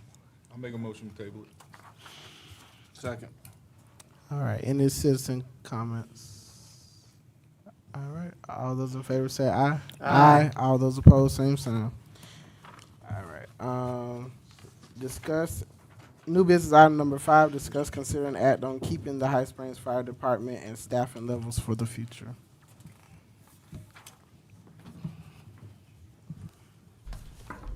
Mayor Miller, Commissioner Bloodsworth, Vice Mayor Bloodsworth, Commissioners, Joe Peters, Fire Chief here, City of Mount High Springs. I presented all the data to you at the budget workshop. We spoke about those things. There are some other options if anybody has questions about those. And I was asked to do all that without using passion, without being, just to present the facts. And for me, this night is not a night for me to just stay with facts. I have to be a little passionate about my department. These men and women have stuck through this thing. 8 people are left. I'm working 24-hour shifts to cover shifts to make sure that these residents are taken care of. We've got to make a decision. And we got to make a decision today. You have the power to do whatever you need to do. And I'm here to tell you, whatever you do, there'll be no hard feelings from me. But we have to stop kicking this can down the road, because this can is those men and women. They come to work every day job scared, including myself. They don't deserve that. They pour their hearts in this community. And I ask that you please decide what we're going to do so we can move forward with this department, whatever direction that is. Thank you. Mr. Mayor, may I ask that this be put on the agenda for tonight, and with the permission to be able to speak to Chief Peters last week, I've asked him to present some numbers since we have listened to the numbers he has proposed, and we've listened to the numbers that Alachua County Chief has proposed. So I wanted that shared again tonight, and I'm like him. This needs to be done one way or the other. These people have, as he has said, enough's enough. We need to do something one way or the other. Let's give them some peace of mind. But I'm asking, Chief, that you present the numbers that I requested Okay. to see how it goes. Yes, sir. At the budget hearing, we talked about an increase in the fire assessment fees to $335 per residential household. Now, those do have commercial impacts also. It's not just residential. Those impacts for commercial, so we can be completely transparent in this. Those commercial impacts, commercial would go to 24 cents per square foot. Industrial warehouse would go to 7 cents per. No, I'm sorry. Correct. Those are what they currently are. I'm sorry. Commercial would go to 31 cents per square foot. Industrial warehouse would go to 10 cents per square foot, and your institutional would go to 21 cents per square foot at the 335 mark. Currently, that is the mark that we have in the resolution as our max. Now, we have another max that we can go to. That other max is $383. In order to do that, we would have to notice everyone. And when we re-noticed everyone, it does come at a cost. It's about $6,000 to re-notice everyone. But then we could set that new max at $383. Now, I'm not saying that we need to go to that new max. We talked about the $360 at the budget workshop also. So to give you some information about that one, with that, it would net us a total revenue of $1.40254 million, which would lower our draw from the general fund to about $673. If we go to the 360, commercial would go up to 34 cents per square foot. Industrial warehouse would go up to 11 cents per square foot, and institutional will go up to 22 cents per square foot. But as you can see, it would give us less of a draw from the general fund. If we chose to go all the way to the 383, commercial 36 cents, industrial warehouse 11, and institutional 24 cents. And that would also net us a $1.488436 million from the fire assessment fees, and it would lower our draw from the general fund to $586,818 per year. If we went to that, we would have to do another study to go anywhere beyond that, and that would be down the road, obviously. We would not need to do another study to increase to that. We would just need to notice everybody at that cost of $6,000 and go from there. My suggestion would be if we go with the $335 this year, let's next year do another ordinance or a resolution so that we could change that range so that we have room to move incrementally up between now and then. That's a big jump to 383 for our residents. I get that. We're still looking at 4 personnel per shift. Chief, before you go any further into that, with that going to the 360, that's our max without being approved to go up to the 383? No, So we can get right now our clarification. max is 335. 335. Right. We can go to 360. We still have to notice everybody to go to the 360 because we would have to notice them from 335 to 383, and that 360 is in the middle of that range. Right. There's also some other numbers in that middle of the range also that we could look at too. But with doing that, we are in control of what we charge our citizens. True. If we elect to go with the county, we don't have any control of what those prices, and we know ultimately they are going to go even higher with that. I know for a fact my house is going to go close to $500. Those are the estimates of what the county would charge based on your improved value as far as the And you're not even showing that some people could be hit as high as $1,000. Oh yeah, houses in neighborhoods like Cinnamon Hills, Yes, sir. that have values of well over $600,000. They could see a $1,200 a year fire assessment fee. That none of that money's coming to the city. Right. It would not come to the city. It would go to the county for that. At least this way, we have control on what we charge our citizens by going back to that slide there. And it's not as much of a strain on the general fund. No, and one other factor, like I said, it's your decision to do what you feel is best for the city. I get that. Going to the county, you lose control of your department. And I'm going to be honest with you, those guys, top notch. They would provide excellent services to the citizens of the city of High Springs, no doubt. Okay, but our guys have been here. They know these residents. We know some of these people by first name. We're part of this community. I've made it a point since I started here to support any and all community involvement with the fire department. We do a lot in this city. We're out there a lot. CPR classes. We do all kind of things. Car seat checks, all that kind of stuff. Those things are invaluable when it comes to community risk reduction. We have started a community risk reduction program to try to lower the risk of our residents getting injured and getting sick and those kind of things. And we've only begun to do that. We're working to get there. We're working to get a little bit more and a little bit more in depth in those things.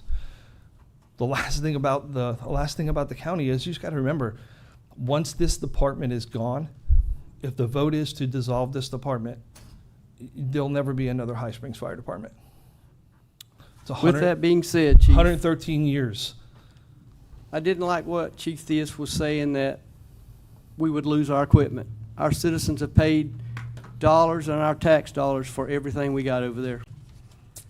I understand that's how business is when something like that happens. I'm not in favor of giving our equipment away that we paid for. The numbers you see on the screen are an estimate. Okay, we took the building off the property assessor's website. We looked at the similar engines and similar apparatus and things like that on used truck websites. That's a low number of what the city would be essentially surrendering to the county if the county decided to come in here. It's 1.650 million.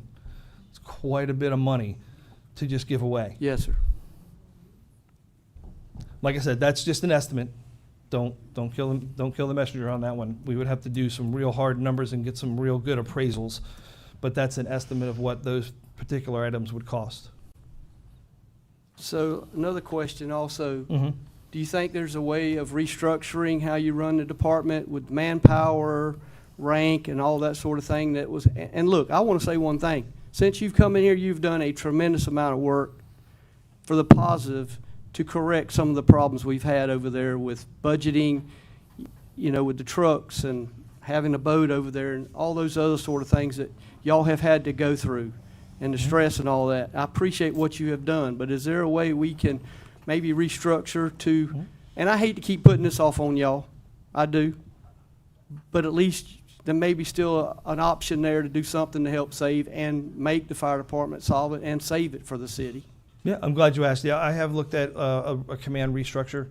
So I have already done the legwork on that. We would have to see what the cost savings would be. Mm-hmm. Don't know how much that would be. I would have to do an analysis of that because a lot of that would be determined by, first we need to make one promotion at least because I'm down to 2 officers. Now I don't have 3. I don't have 3 officers. So I would have to determine, you know, what they would come into this department at, and then hiring new hires. We have to see where they would fall in place. But yeah, certainly there would be some cost savings, I believe, if we did a command restructuring. So there would be some kind of savings there too. Just sitting around doing some research and calling some people that have retired as firemen and this and that. Can I make a recommendation to you? And same way Sure. with you, Mr. Marshall, if it's possible, would I be reaching out of stepping out of my range here? I'll let you know if you do. All right, sir. Just a recommendation, not ordering this done. I want to know if this is possible with 14 positions. Okay. 1 chief, 40 hours, that's your position. Mm-hmm. 1 captain, a 40-hour position like yourself. Mm-hmm. 3 lieutenants, 9 firemen, 3 shifts, that's 4 positions, 1 lieutenant, 3 firefighters. Is that doable? Sure. And be able to pay them at their positions that they are earning. Yeah, I would have to run the numbers, but I don't think we'd be very far off from what we've already determined we can do this for. And I know you've lost people because of all the stress. How many positions do you think you need to hire or fill right now? I need 4. You need 4. That's a complete shift right there. Yep. Because I've got 2 people on A shift and 3 on each other shift, so I need 2 people for A shift and 1 more for B and 1 more for C. And then I need to make a promotion to an A shift, or, yeah, a new lieutenant. Well, at least making this effort. It doesn't say we have to stay here. Right. If the growth and we get our town on the right position, we can go back to 5. Mhm. Maybe even more when some of the growth continue coming into town. So at least can we make this a starting point if y'all can work this out and see if it's doable? So what you would do is make a decision on what level we're going to fund. So I'll do the staffing levels. Okay. I'm the one that does the staffing levels, but you're the one that will give me my budget for it. So what we can't do tonight is you can vote on direction and whatnot, but this would be one of 2 things would happen. You would vote, when does it take effect? So let's suppose we went with what you said and we made that happen and everybody voted on it. Would it be effective immediately or will it be effective at the new fiscal year? I would recommend the new fiscal year. We've already funded and already paid for, you already have it in your budget. That will give anybody that's gonna get cut on either department a chance to find a new job, and we don't lose all of our services while we try to come up. So we would have to get you some numbers, and you would vote on the budget amount, how much you're gonna give me to staff. Unless you wanna make it effective immediately, that would take a budget amendment, and you would have to vote on that through ordinance. Ordinance or resolution, Angela? Budget amendment, ordinance. So that would take an ordinance. I guess the question or what we need to vote for tonight is either save the fire department or dissolve it. But what I'm wanting to know is if we do that, he needs to hire some people. Sure.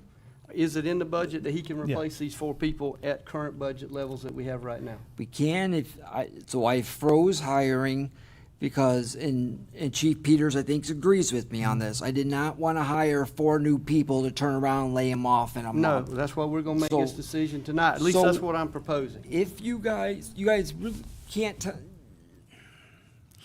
we won't have the numbers for you to tell me what your budget's gonna be, but if I get direction, hey, we're gonna keep the fire department, and we'll worry about the captains and whatnot. Yes, that's just. But we do know that we're 4 short. Once I know that you're gonna keep the fire department in-house, and we're gonna staff with 4 per shift, I'm gonna lift that band Monday and tell Chief to start hiring, because we need to get people hired. But I don't wanna hire them if we're not gonna keep them. I got you. That's what we're here tonight to And to I make. Yeah, we will- can look at the command structure on the command structure change on the next budget year. I think that'd be the Yeah, better the thing to new- do anyway. I think I would recommend any changes you do go effect October 1. So that's where it is, guys, ladies. I make a motion to keep the fire department funded as it is with I know we can't talk about it right now, but at least give Chief Peters to keep the fire department running, along with possibly increasing to help fund it better. Second. All right, so on tonight, do we have to do what we want to increase it to? Nope. You would not be able to do that tonight. You just need to give us direction of, do we need to start that, or don't bother with it? So what I'm looking for tonight is the motion that's on the floor. We're gonna keep the fire department, or do you want me to go and negotiate with the county? That's what you gotta pass it.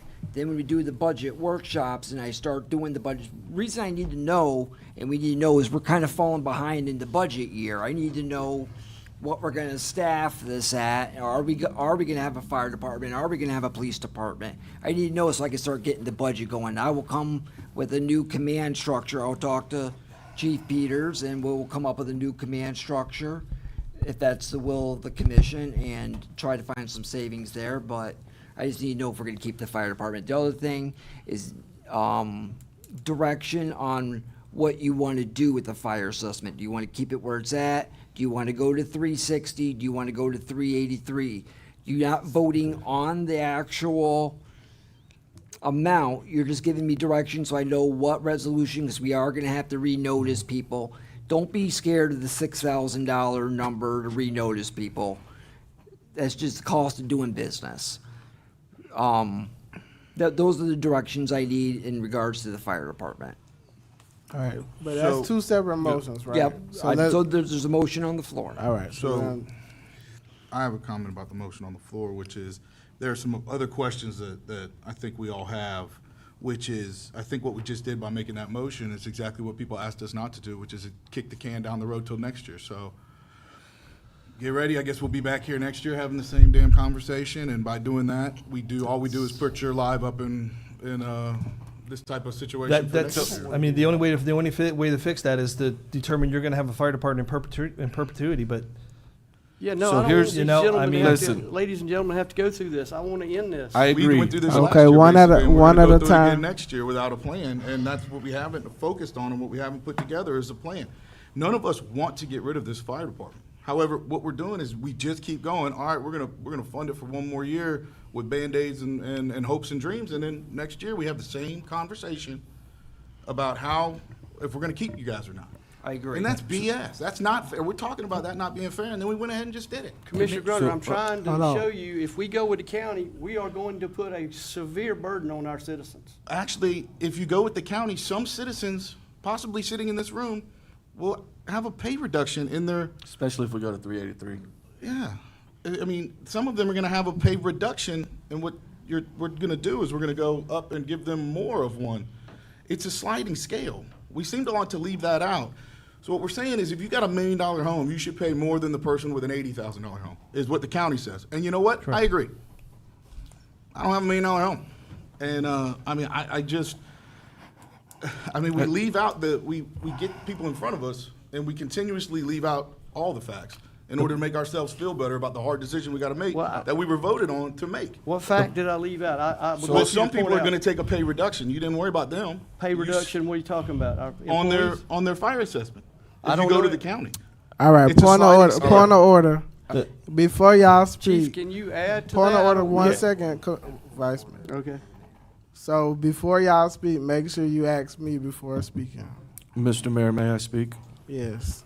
Wonderful. So the numbers that you had up, Chief, were based on 3,886 households in the city. The 2020 census reported 2,576 households in High Springs. Based on now, I couldn't get a direct number, but with everything that I used, we're probably in 2025 looking at 2,935 homes. So those numbers are going to be off. So where we are now, these numbers do not include commercial, all right? So the $250 that we charge now per household, $733,750. If we went up to 335 for those same amount of houses, it'd be $983,000, $225. If we went up to 360, it gets up over $1,056,000. With 380, or that's 360. With 383, it goes up to 1.1 million. So these numbers are closer than the 1.4. And that's not taking into account any of the commercial, right? That's not commercial, correct. And this is a question. So that's the first part of it. What is the reasoning to have 4 or 5 firefighters? Not just safety, but for Well, that's the largest part of the reason, yes. But with safety. 3 people, you can run a. With 3 people, you have an ISO of 10. Okay. Now your residents pay more again too. Okay. That's your reason. If we And drop that's- below 4, your So how ISO does- rating goes to a 10. How does it go to a 10 if the county come in, the chief says it goes to a 3, and they only staff it with 3? Because their department is based on all of their stations. Our department is based on our station alone. Our staffing at our station alone. That's why. That's how it. Well, That's this is- just how it is. So, I've got clarification from ISO on that also. So, And I agree with your statement, 1,000%. As far as if either one of you, this decision gets made tonight, there'll never be another High Springs Fire Department. There'll never be another High Springs Police Department. Nope. You can't afford it to come back. But the reality is this, and I mean, most of my statement is between the police and the fire. I don't know, can I talk about that right now? I mean, everything, it's a comparison between both. That's what we're here to do. So I'll try to cut it out if I say something out of line. Correct me. The reality is this. Can we sustain what we're trying to decide tonight for the next 20 years? Based on our revenues? No, we cannot. Based on our tax base? We cannot.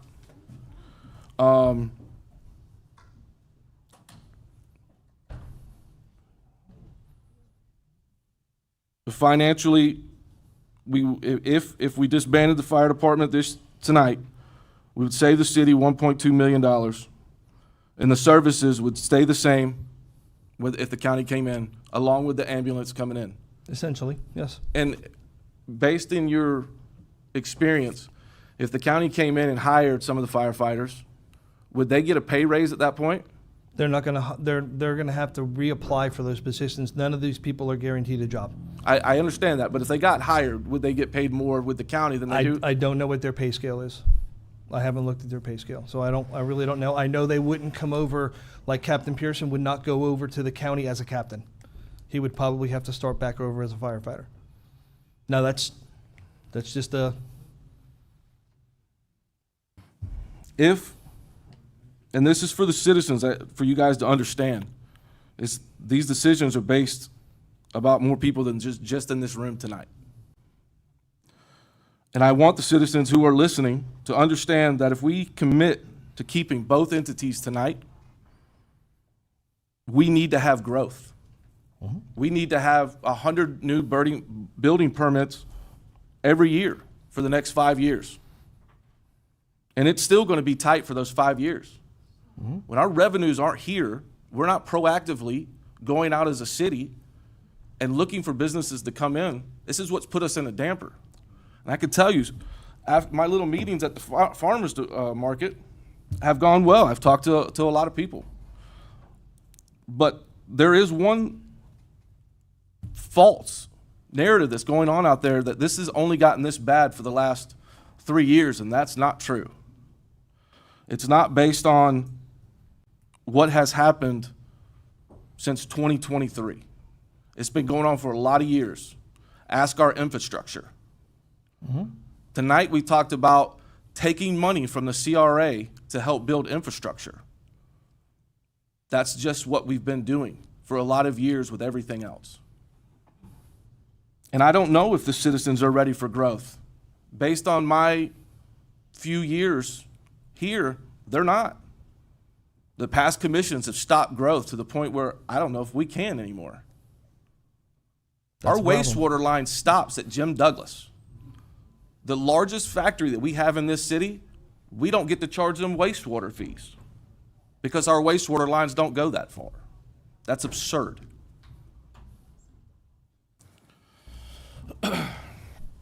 So you're telling me if we went down to 3, our ISO rating would go through the roof? Yeah, we go to a 10. It would drop to a 10. Right now, we are 4. When we voted last year, we stayed at 5, and then it went to 4. Correct? Correct. Based on a financial decision, which is based on the $900,000 that was found. It sucked for all of us involved. Right. With 4, how? Because if you only hire 4, enough people to cover 4 per shift, Mm-hmm. and somebody calls out, that's overtime. We have how part-time- does that happen? We have part-time employees also that can fill those slots. And I can build our part-time force to fill in those slots. Those people don't get overtime. Those people get a flat rate per hour for when they work. EMTs get $16 an hour, medics get $20. And that's what we do. We try to fill those with part-time people. Those are all professionals that work at other departments that just are trying to get a little extra cash, so they come and they work for us. And I can actually add to those numbers if I needed to try to fill those. And that would be my goal. my plan would be to fill that fourth position with a part-timer or myself, if need be, to keep that four-man staffing. Well, that's the thing is, if we're going to do this, I said at one of the last meetings, I don't want to give you guys hand-me-downs. I don't want to give anybody used equipment. I want you guys to have the best, not just for now, but for when you retire. Mm-hmm. It's the worst part for all of us. When we retire as police officers and firefighters, it's rough on us. Mm-hmm. So, I mean, that's the beautiful thing about our equipment. We have some of the best equipment. We don't have any hand-me-down stuff. I mean, our tanker truck's the only thing that's kind of a sore thing. However, we have the AFG grant just opened up, and I'm going to be looking for possibly applying for a grant to replace it. So, you know, we can go to the county's methodology. We can look at going to the county's methodology so that some of those folks that would see a reduction in their fire assessment fees get that reduction. That's not a problem. I'm willing and ready to do that. I would just have to go with a different company. So I'm willing to do that. But when I looked at Chief Theus's number, when he put it up, what his anticipated revenue generated in the city on his methodology, it was exactly the same as what I'm proposing at the 335, 1.36. So where that makes a difference is the commercial properties. The county, when they charge commercial properties, they charge the same methodology as they do for residential properties. That flat rate and that $7.28 per 5,000 of improved value. So they're not getting quite as big of a chunk from the commercial properties as we are. So that's where there's a wash. When you go to their methodology, it's kind of the same. which would, deter a business from coming in. Well, our current rate, the way we currently do it, makes it a little harder for the business owners, Right. for the people that own the buildings that the businesses are in. Obviously, that cost is siphoned down to those people that are renting those spaces because the building owner's got to do something with that money, right? So, on our current methodology, yeah, they take a bigger hit. If we went to the county's methodology, if we did another study, that would cost another study, 15, 20 grand. We would have to do another study, and we'd have to go with a different company. But we could institute their methodology. And the way they do their methodology, their fire assessment fees are largely based on whatever the property appraiser determines that the improved value of those homes are. So that could fluctuate every year. If we went with Vice Mayor Bloodsworth's idea and kept you, and you had a captain as well as administrative, would that free you guys up to do more of our fire inspections? Most definitely. What do we charge for fire inspections? We have to look at our fee schedule. Right now, we don't charge for annual fire inspections because we've never done that before. And I know that's on the agenda coming up is fee schedules. We would have to look at that. We could definitely generate some revenue. I'm going to have 4, possibly 5 certified fire inspectors in this department very soon. Myself and Captain Pearson are 2 of them. And then there's 3 others that are getting ready to test to get their fire inspector. So yeah, we can start an aggressive fire inspection program, which has always been my plan. I've got a 5-year plan for this department. I've got it mostly put together, and it shows us how we're going to move through this and continue to be High Springs Fire Department. Chief, I need a PowerPoint. I'm just kidding. Listen, hey, you mentioned community risk reduction. So my job up here is to make sure my citizens understand what's going on. Explain that. Everybody see the Narcan boxes we put out? That's part of community risk reduction. Teaching CPR. We just did CPR the other day. We did CPR for all the PD. I just took a call the other day yesterday for another CPR class for one of the residents here. The more times we teach CPR, the less risk, right? It's a well-known fact that early CPR saves lives, 100%. And we can save more lives in this city if we have more people in this city educated in CPR. Car seat checks. We do car seat checks. Every Wednesday, we do car seat checks. That's all part of the Community risk reduction, yeah. Car seat Are checks, there- part of that. Bike helmets. We've given out how many bike helmets, Kevin? Hundreds of bike helmets. That's all part of community risk reduction. If we can get every kid that's riding these scooters up and down, maybe Mr. Lynch won't be so worried, right? I'm serious. Serious. Tell me, are Yeah, there any because grants? if they fall, they got a helmet on at least, right? Are there any grants with this? Everything we're doing with that it's all been paid for. It's all grant money. It's through partnerships that we have with other agencies in this area. We have a really good partnership with the Safe Kids Coalition, right?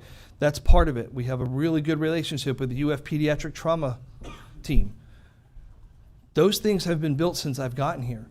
Those relationships, those things that help make this community safer are the things that I 100% stand behind and support, because we need to make this community safer. So that's community risk reduction. There's a whole lot of other stuff that's included in that. Stop the bleed. Thank you. Stop the bleed courses. I'm sure you all carry a tourniquet on your uniforms, right? And I'm pretty sure every officer back here has a tourniquet on there, right? They have Narcan in pouches now because we were able to get them pouches for free. So now all our officers carry Narcan on their duty belt. That saves lives. That's part of community risk reduction. We work together with our PD. Believe it or not, you might not think it, but we love our PD. Okay? It may not seem like that, but we do. We're partners in this. It's public safety. Yeah, we're going to beat them tomorrow, by the way, in the golf tournament. Or Saturday. We're going to beat them Saturday, so come on out and watch that. That'll be fun. And that's if we're still here. Sorry, I'm just joking. I do think the major question is this. What do we need to do going forward to not be in this situation next year? Because that's what we're trying to avoid, is having to have this conversation again, because we had it last year. And I hate to say it, I said we were going to be right here again because we didn't do enough last year. And I said that when we voted. And here we are again. And I don't think it's fair. I don't think it's right. Nope. And you see what it's doing to the people. So we either got to cut bait and run, or we've got to figure out a way that this is and it's going to be expensive. And I get those phone calls too.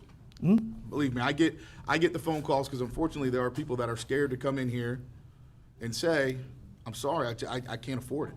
Right. And they should have a voice too. And I understand we're all passionate, but. I've cut over $480,000 off my budget since I started here. Chief, I will and tell this you will be another $500,000 probably cut now. Chief, I will tell you this, and none of this is your fault, and none of this is the firefighters' fault. Well, I appreciate that. This has been the wrong people been sitting in the wrong seats on the bus for a long time, and that's just flat out how it's been around here. And there was. Back in the early 2000s, when they closed the door to this place, when people knew people moved in and shut the door behind them, they said, "We don't want anybody else in here," they effectively killed us to right here. And that's what we're trying to deal with now. And unfortunately, it's still going on. And I couldn't agree with more Commissioner Howell. If we don't grow, we're going to die. We are dying right now because of our lack of preparing for this moment. Right. So I'm going to, growth has to start up there too. We have to be willing to grow. We are. I know. Well, I get it. Some of us are. Some of us are. I had a conversation today about our audit. And I know this is off kilter, but this is what plays into it. Our 2024 audit is in technical review, which is the last stage. The CPA firm that needs everything, the city has sent over everything. We're not waiting on the city for anything else at this point. However, one of the findings in that is a deteriorating financial, there's always the third word I'm going to forget, condition. With that being said, the number is outrageous. Our enterprise funds, based on the fees that we have bring in and all of our assets and the deterioration of our equipment and all these things, long story short, we are $5.1 million in the negative. I promise you that didn't happen in 3 years. What has happened is we keep moving money out of these different entities over to general fund to help pay for the fire department and the police department.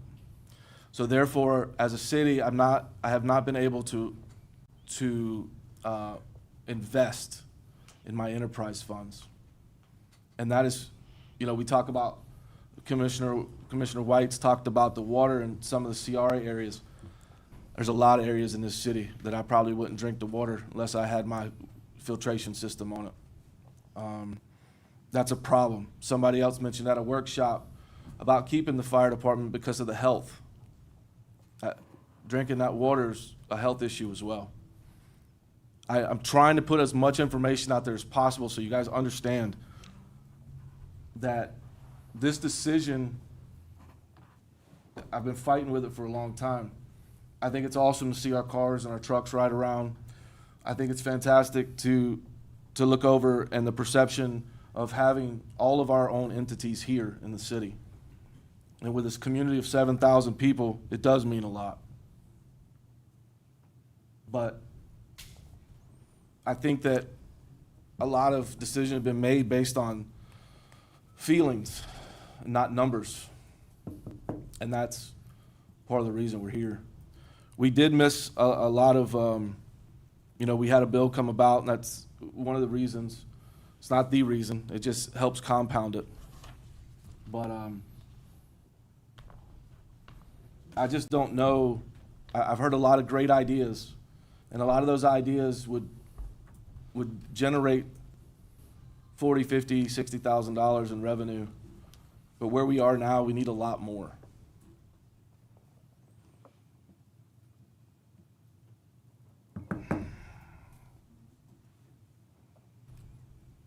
Vice Mayor Bloodworth, you had something you wanted to say?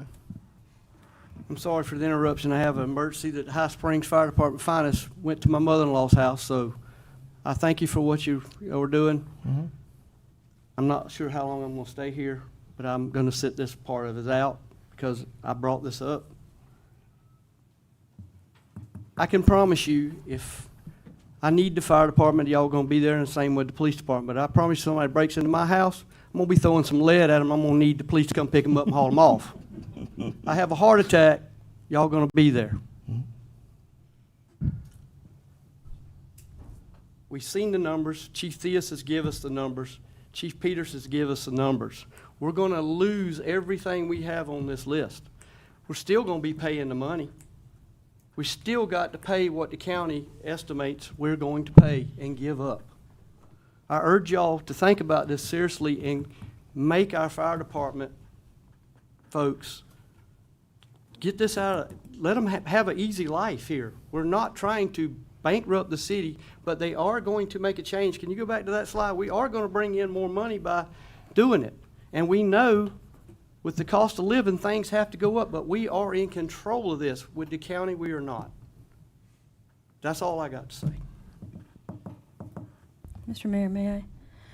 To your point, Commissioner Grunder, in terms of the sliding scale, that is something that we have the ability to do.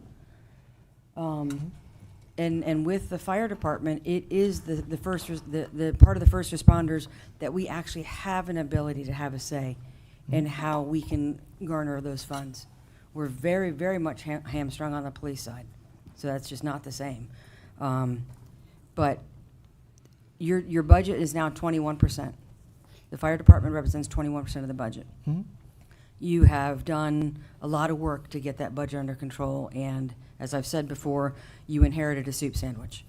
and you've done everything you can to make grilled cheese. And I think something I just learned today is all those 24-hour shifts that you're pulling, you're not getting compensated for.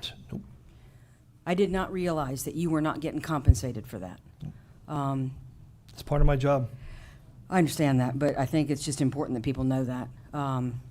And I recognize the financial situation we are in right now, and I agree with Commissioner Howell, this has been coming for a long time. But when things really started going south, when it started becoming very apparent, was when we switched our solid waste contract. And only Commissioner Grunder and I were here at the time, but we were assured that they were going to honor the same pricing. Well, that was a partial truth that cost us $350,000 or $400,000 of money that was being used to help fund police and fire. We didn't know that. So that's where I think the wheels started coming off the bus, that we're really trying to get these enterprise funds to where they're supposed to be. Restricted funds have to be restricted. We are trying to be as transparent as we possibly can be. But unfortunately, in that light of day, to Commissioner Howell's point, we're in a bad way. He's not wrong. But when you have a community this size that has both police and fire, it is expensive. But this community, I can tell you, has been resoundingly in support without hesitation. And I know we've got work to do. But I think a new fire assessment study is certainly in order.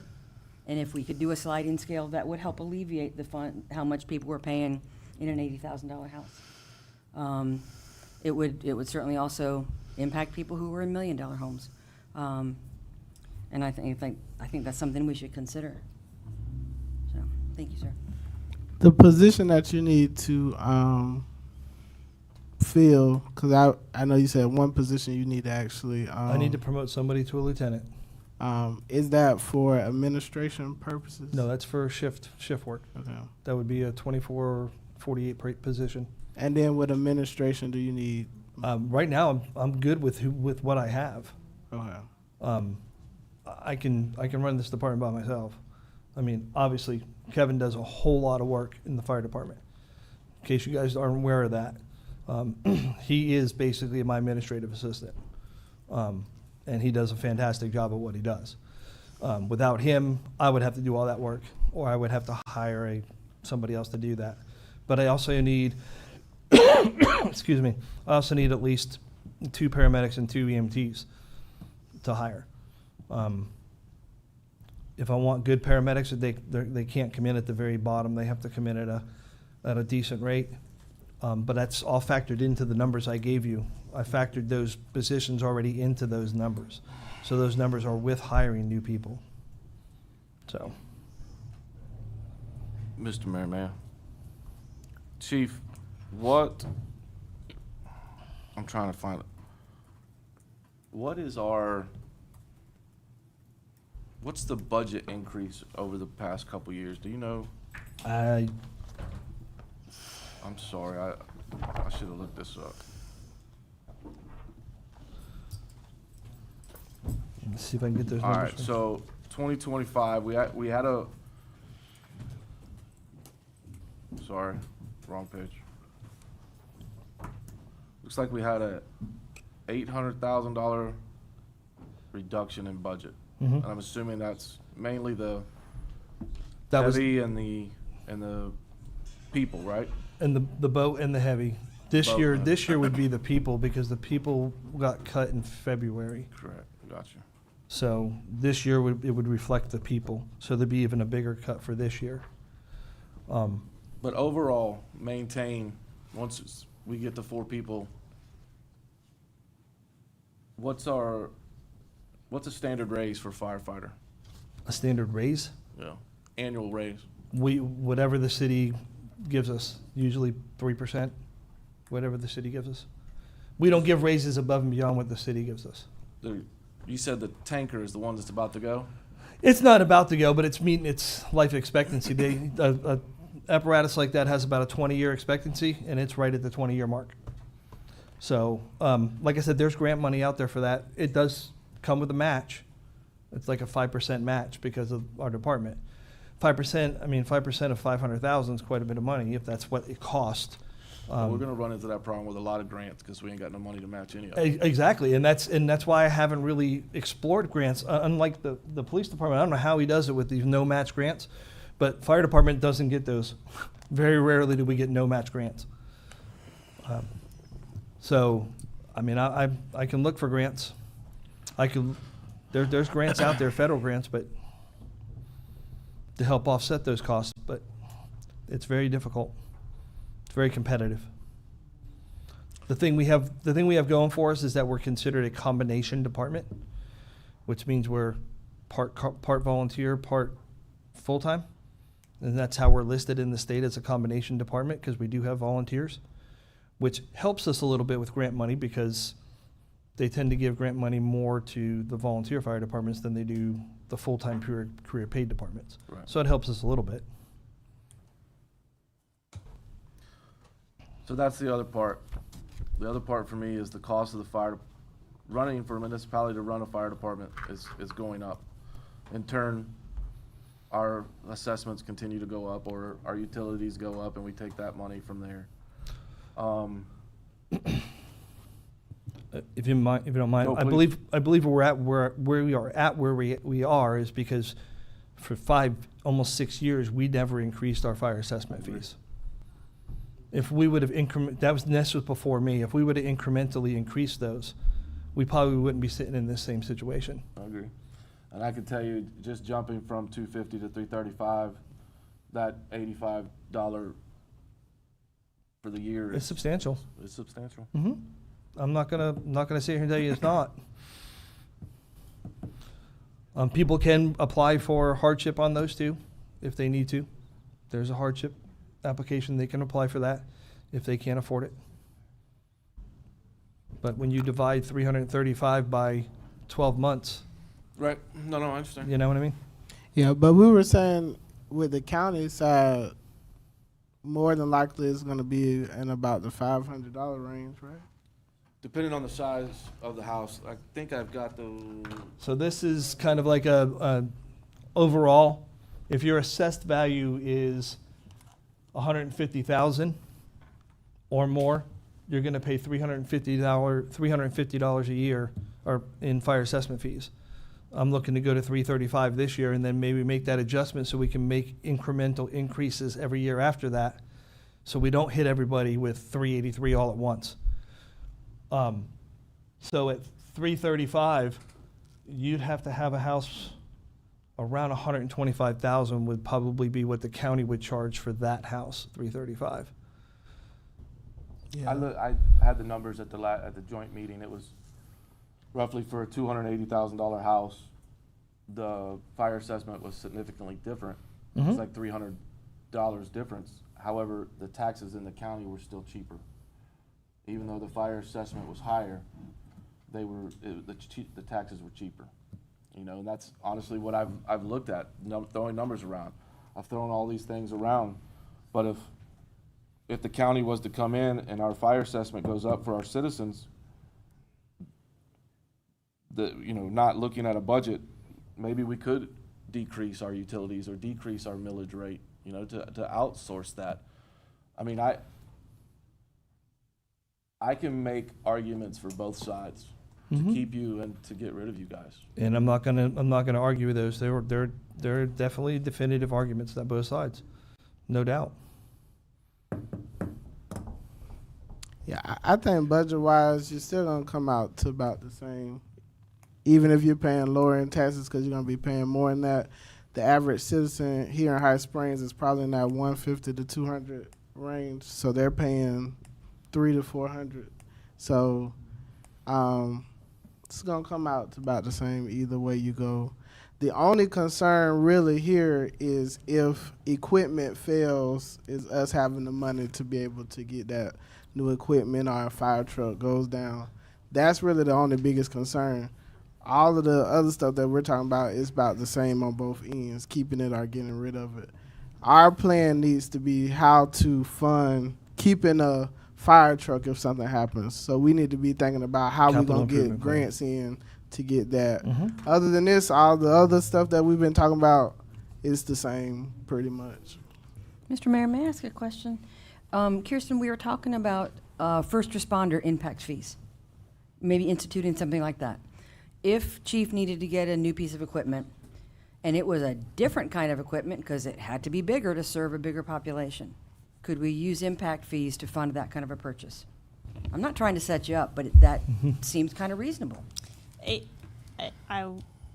I know that you hate this answer on I impact don't like fees. your answers. I know, I'm sorry. It's why we have studies. It's why the consultants go in and they evaluate. You get the study and it tells you what it is generally, but then as you have the need pop up or a new development pop up that would have impact fees on any of these that we're talking about, you go to your consultant, you say this is what's being proposed, and then they evaluate it under all of your different impact fees depending on what you need for fire, what you need for transportation, what you need for any of those things. So it always is incredibly fact dependent. There are people who have degrees that are different than mine who do that evaluation. Generally speaking, if it's something that you can tie directly to one development increasing or the need from a new development that is new need, then you can charge an impact fee for it.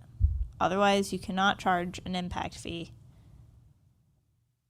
just generally speaking. So there are instances in which I would say that there very well may be an available option for funding. It is dependent on additional development, and impact fees are usually paid at the time that you pull the building permit. So it's not, we can get a new development in here if they start applying right now. It's not something that you can even guarantee in the next fiscal year someone's going to pull a permit. So that's a long-term, we're talking about how do you plan for future expenditures. This would be, a 5-year plan in terms of needing to buy something different. Potentially. I know. All right, Mr. Mayor, I think I got one last comment. I know everybody's on their seat. So, to add to it,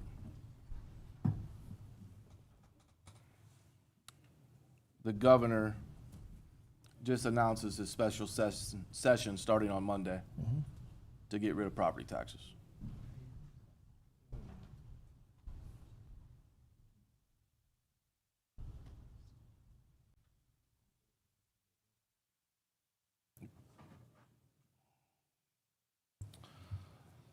And one of the numbers they have in the thing is property tax revenue collected by local governments has nearly doubled in the past 7 years, from 32 billion to 60 billion.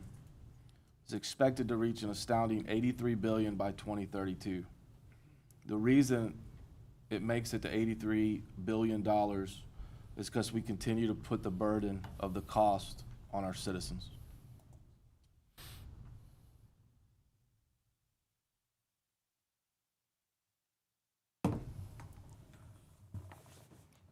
Okay, and I just want to say, so I just Googled the last study in High Springs. The average cost of a home here in High Springs is $350. So 300 is $569, and we talking about 333. Yeah, even my max of 383 doesn't even touch that 500. So. All right, so we're gonna have citizen comments now. Mr. Mayor. Please Jim- state your name for the record. I'm sorry. Mr. Mayor, Jim Conish. I spoke to Chief Theus, and I want to share what he told me. You're not charging as much as you can under your current ordinance. You can change the ordinance and charge more. But the thing is, you have a regional fire department. You're all the way out to Post Springs Park, and you're north all the way to Fort White. I understand you don't get paid anything when you go north. The county, according to the chief, pays you approximately $500,000 to oversee Post Springs Park, which is a hot spot. And then there's all the unmanaged county conservation lands that are just firestorms waiting to happen. They're all surround my property. Why is it like all or nothing? Why don't you tell the county that we're just going to be the High Springs Fire Department unless you pay us more to take care of your territory? Why do you just abandon, your infrastructure? You just tell the county, and I've reached out to the city manager. Your attorney is excellent. They can tell the county that you need more money. You need more money to be operating way outside the city limits. Every mile you go out further, it's more expensive to deliver services. So, you know, that's one thing to look at, is just to tell the county that we're not going to be a regional fire department unless you step up and cover the complete cost of you operating outside the city limits. To the north, I can't speak to that. That's a very poor county up that way. And I realize there's a lot of laws I don't understand. And the final thing I say is the city of Gainesville and the Letcher County Commission, they have a Bernie Madoff methodology for computing the utility tax. Your attorney is familiar with it. You want to look really closely at the utility tax and amp it up to the legal limit. That's low-hanging fruit. Thank you.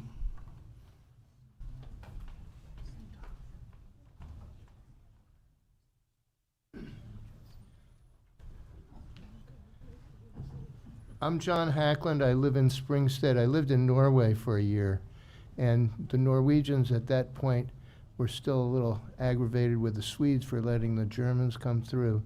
And there was a famous poet and a genius who mathematically named Pete Hein, who wrote poetry in the paper at the time. And the Germans didn't understand it, but the Norwegians did. And he said, when the Quisling government took over, he wrote a poem which was kind of like, when you've lost a glove and you throw away the other glove, and then you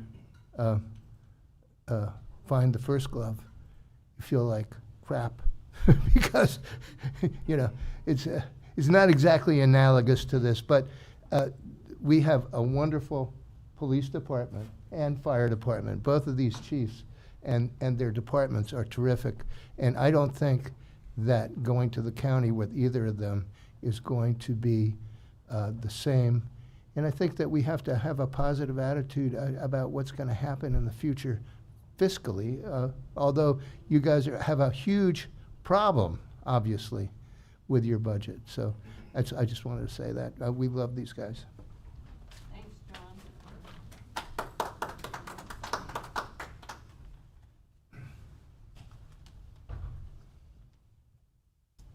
All right, any commissioner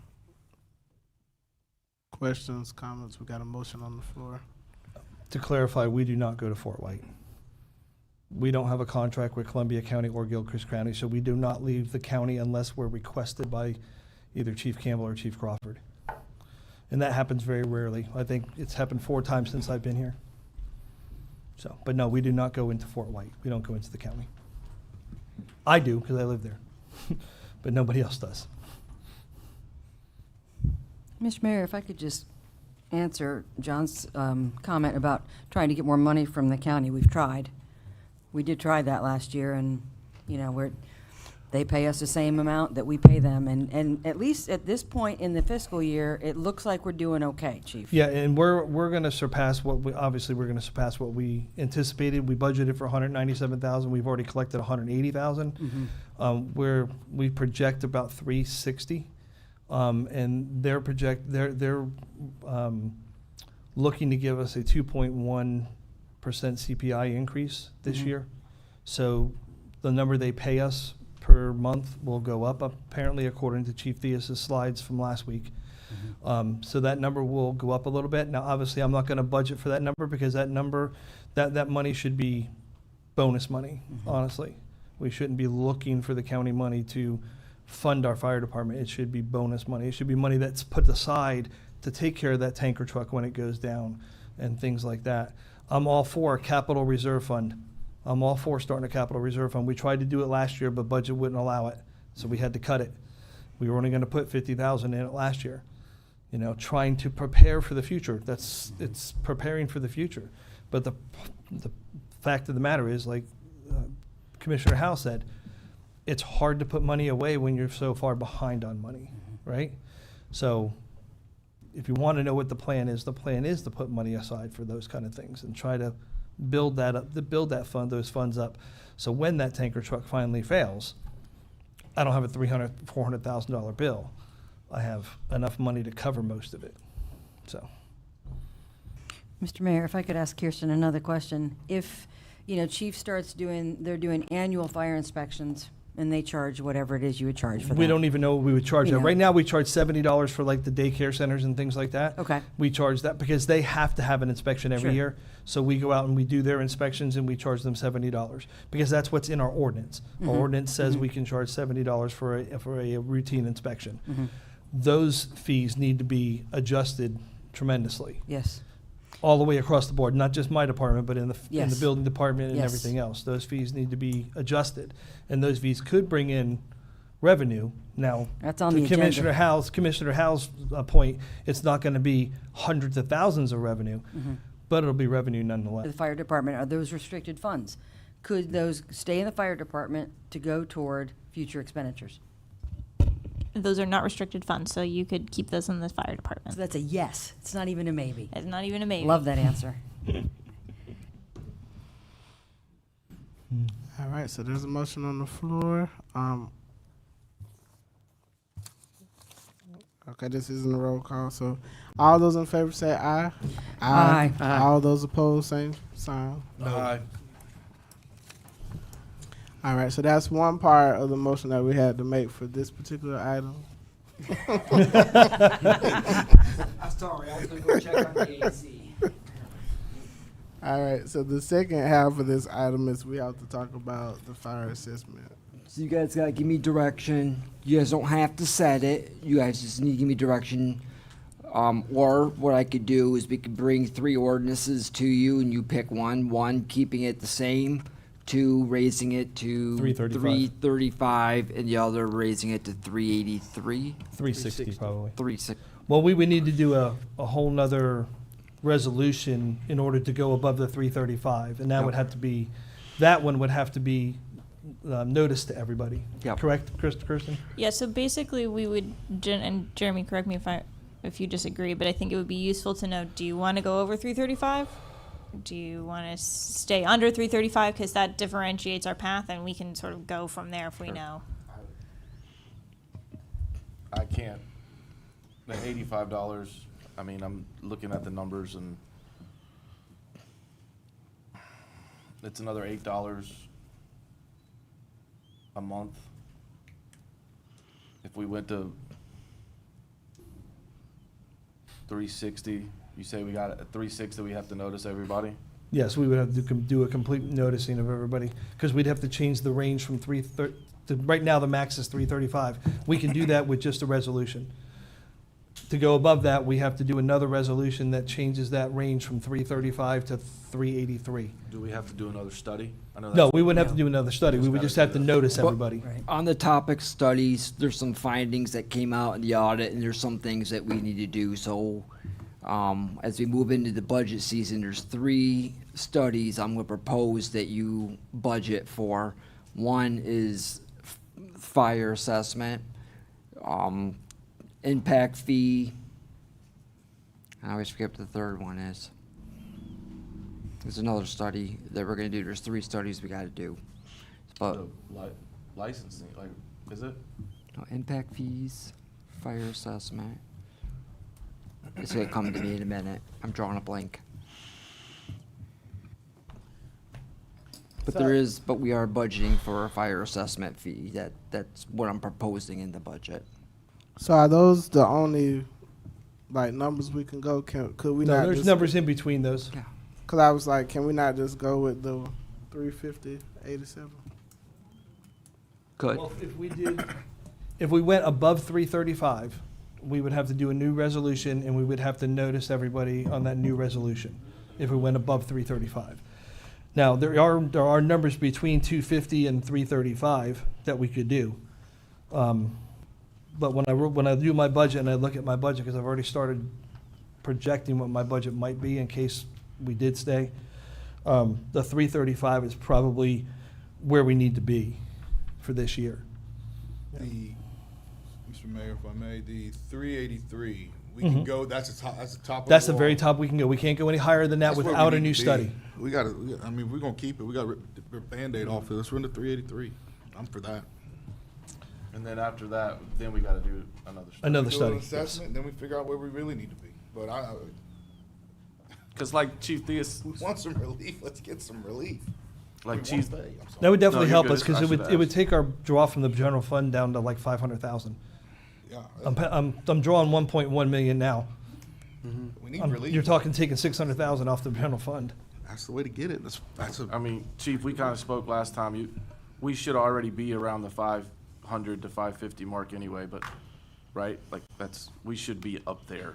If it would've been If we raised would have, over we would have years- incrementally over the Correct. past years before I Correct. got here, yeah, you probably be close to that right now. Right, Yeah, and we probably wouldn't be sitting here doing this.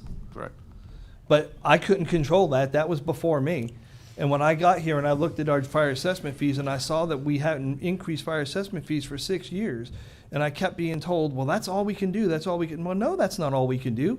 We can do a study and figure out how much more we can get. And that's why I went ahead and went with the study.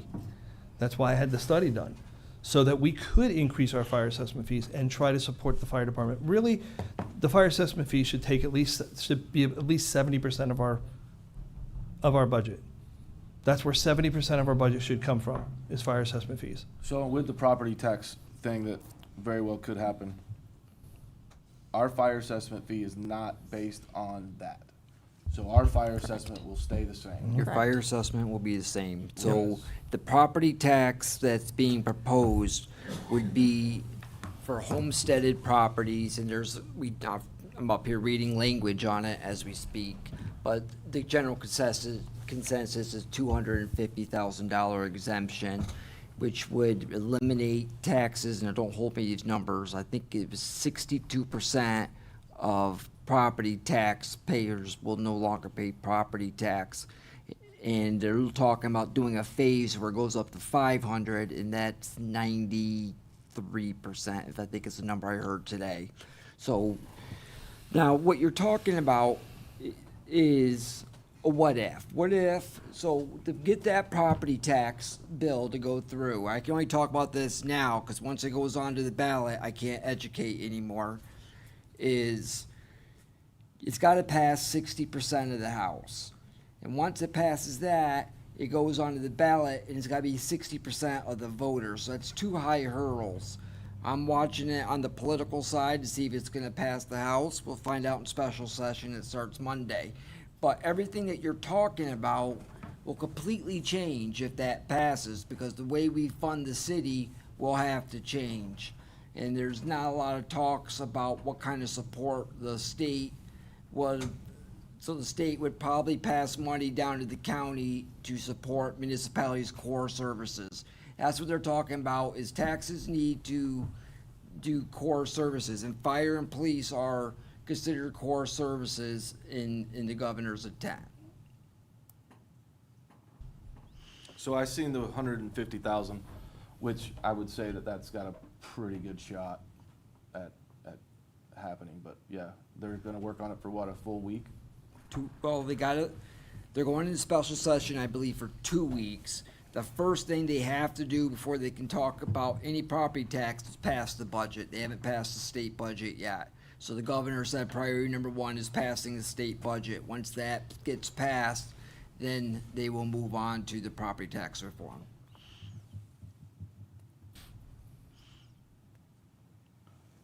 Yeah, one of the numbers I mentioned last meeting was the fact that I think our ad valorem accounts for like 52% of our revenues at this point, so that's gonna hurt a lot. So, But we're proactively, so I belong to a lot of round tables. I'm actually considering going to Tallahassee for a city manager's round table at special session. We talk, our attorneys, they host one. We have city managers and finance directors. This is not a problem that's unique to High Springs. Every rural municipality, small city like High Springs, is scrambling, trying to figure out how are they gonna fund their services. But that bill, the language in it's gonna change 5 times between now and special session. So what they said today is very unlikely what the final bill will be passed, so we're keeping an eye on it. Some of the conversations I've had at these trainings is the state is very aware that a lot of municipalities will fail, and they are okay with it. So.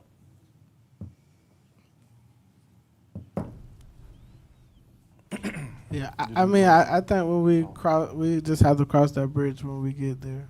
I hate to say it like that, but it's just the truth. You can't do anything to prepare for that. It is what it is. We're gonna cross that bridge when we get there. We got some smart people up here, so we're gonna come up with a great plan if that happens. So we're gonna cross that bridge when we get there. But we're gonna do what we gotta do now and focus on that later.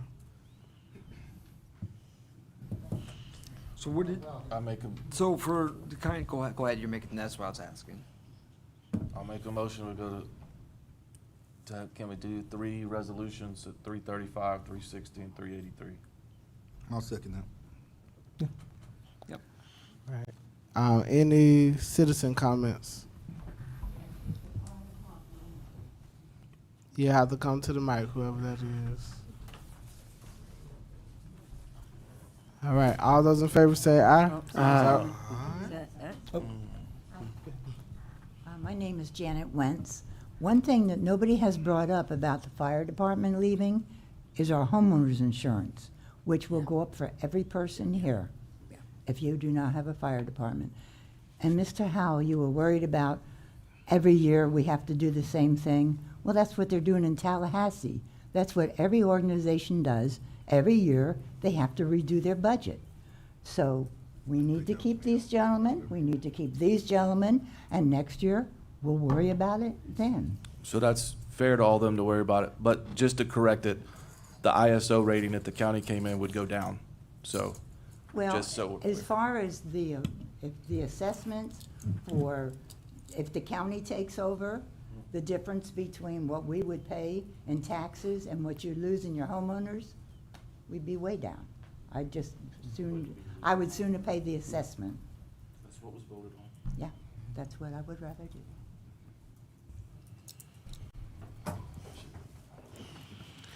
All right. All those in favor say aye. Aye. All those opposed, same sign.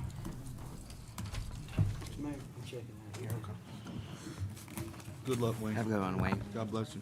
Hope she's okay. All right. We're gonna have a quick break.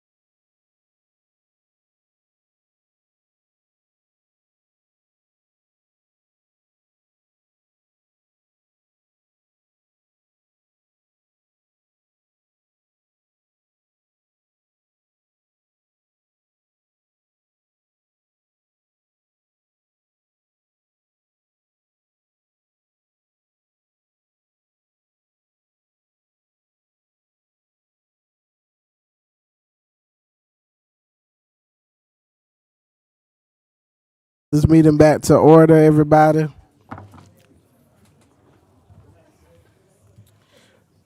All right, new business item number 6, discussion on police department budget.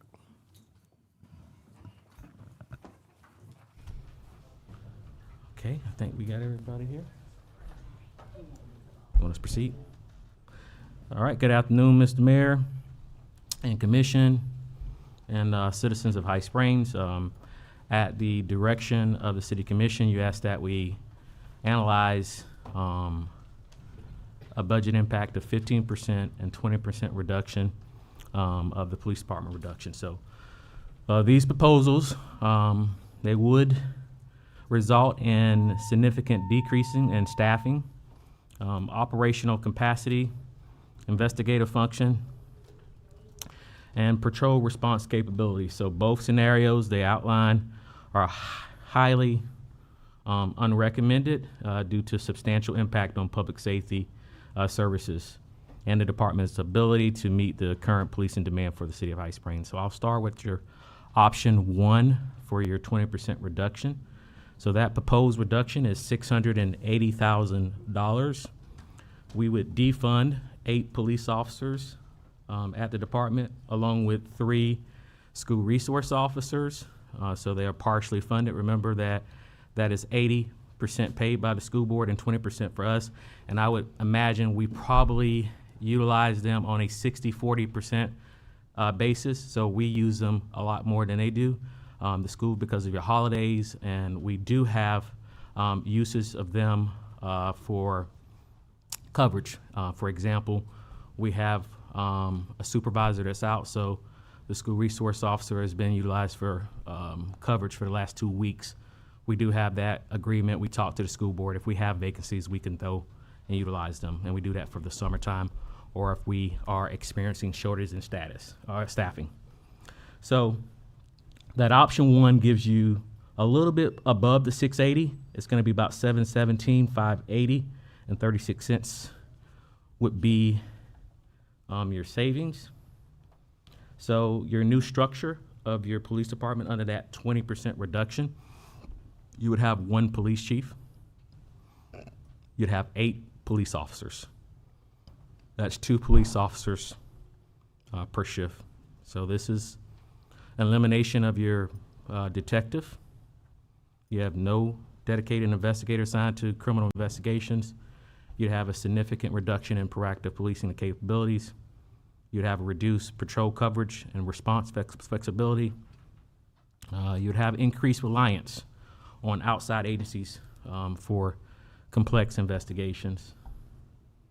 The elimination of the dedicated detective position, I just want to educate everybody, that would severely impact our department's ability to investigate narcotics, violent crimes, property crimes, child-related offense, and follow up on investigations. So a dedicated detective, it functions and remains critical and necessary for modern-day policing operation. We've had a detective probably since 2004. A lot of people do not know the different fractions and different things that are going on in our city. Sometimes they're exposed, but there are several cases that are being investigated. Some things I can say and some things I can't say, but there are a number of crimes that our CID investigate. I have a weekly meeting on Tuesday with our detective to go on the progress of those crimes. Just like the one where we had the FBI fugitive. That was a CID-related investigation. We have sexual battery offenses. We have auto theft rings, all those different things. We have different scams. We have a very creative scam that we talked about with Uber that's impacting a number of people that I was even surprised. So we are encountering 2 of those offenses, those type of crimes. You really have to have a detective in this day and time that takes that sensitive information, that has the expertise to investigate. So I can't advocate more about a detective. Our staffing model under this would reduce the police department staffing levels not seen in approximately 25 years. So that's despite the city of High Springs experiencing substantial population growth during that same period. Historically, those staffing levels existed when the city populations were nearly 5 times less than it is today. It just kind of takes me back to memory lane when I first started as a police officer, where we worked one officer a shift, and I look back and I recollect, now I recollect that was extremely dangerous. And I won't talk much about Sergeant Martha Hines, but many of you know her story. I will not forget the guy that assaulted her, name Fred Perdue. I won't forget. I can see his face. We only had 2 officers on, and he tried to kill her. That's the seriousness of our public safety, and that's why I come here to bring you facts. And so if that means the elimination of PD, that's what it is. If it means the elimination of my job, but I have to bring you back because I get emotional about that incident. So I can't bear that in terms of the people at our agency. According to commonly I've referenced the Florida Department of Law Enforcement staffing standards and where it should remain. As I've talked about in the past, it's 2.3 officers per 1,000 residents with a current population of approximately a little bit over 7,000. And so that's approximately 16 for patrol. You know that we have 14 dedicated for patrol. And so those numbers, your new numbers, would put us at half of what FDLE would recommend. So under this proposal, we would operate substantially below the recommended staffing levels that would represent a reduction of more than 50% of our current sworn staffing. So again, these levels of reduction are highly unrecommended, and it would create a serious concern regarding officer safety, response time, investigative capacity, and overall public safety services to our community. So option number 2 is your 15% reduction that you requested. So under that proposed reduction, that would be a little bit more than 510,000. And so we would see a defund of police officers of 6 and 1 SRO partially funded. So that's 7. Your in total would be $515,853.52. So that's your savings from the budget. Your structure would be 1 chief, 1 lieutenant, 1 detective. You have 2 resource officers, 8 patrol officers, 2 per shift. What are the operational impacts? Again, reduction in patrol staffing and proactive enforcement. You're increased in overtime demands, reduced flexibility for special events, investigation, and emergency responses. So you have a reduced ability to maintain current community initiatives. We have an increase of workload placed on the remaining personnel. So again, I've already told you what the FDLE standards are, but I'm going to say it again: 2.3 per 1,000 residents, approximately 16 officers. Those standards, because you don't count your SROs, it would put us at half again of what FDLE recommends.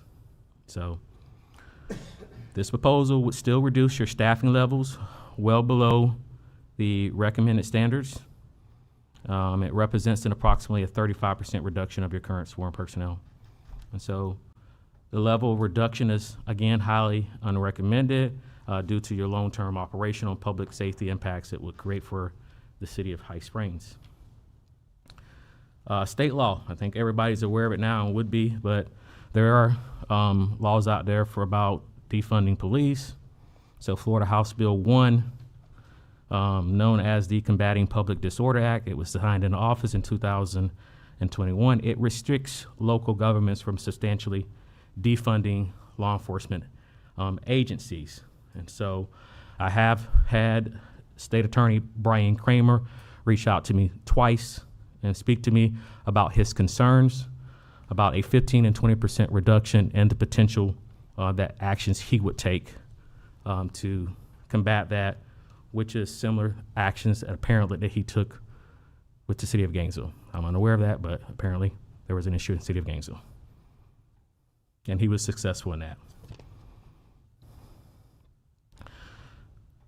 So the High Springs Police Department, it certainly remains committed to fiscal responsibility and to transparency.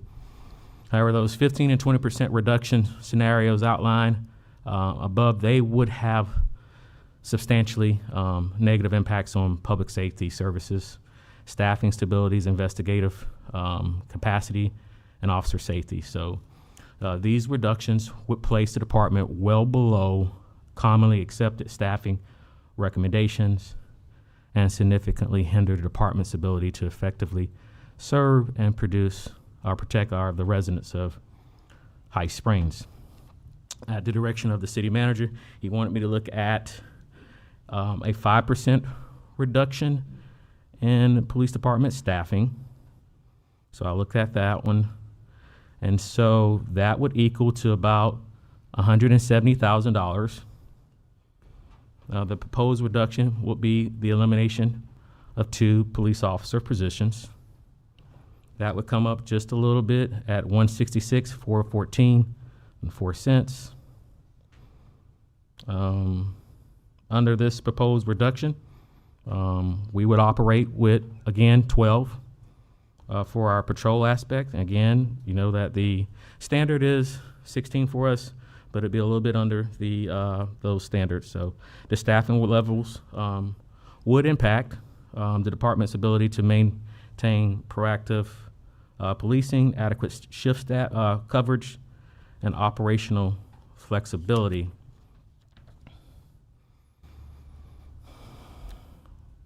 As previously what we talked about at our last meeting, vacancies and leave considerations, they do impact us for staffing, such as FMLA leave, military leave, extended illness and injuries, training requirements, vacancies caused by resignations, retirements. As I spoke last time, it takes us, law enforcement, it takes us probably 6 to 8 months to get somebody rolling.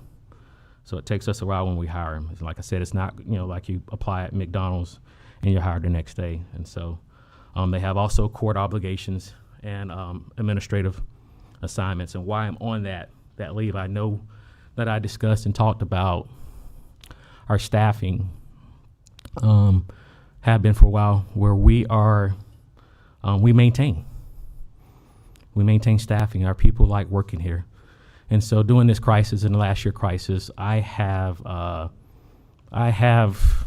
had one-on-ones with our staff. I've been transparent. So I send emails today, whatever I know, whatever I can, I let them know. I also, like I spoke to an officer today, I say, I'll do a reference letter for you. I'll reach out to chiefs and sheriffs. And so I know a couple meetings I was called arrogant by that, but I'm not arrogant.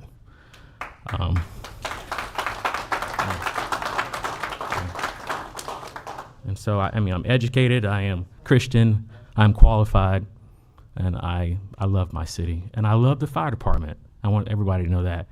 This has really had me up, the divisiveness, that putting fire and police against each other.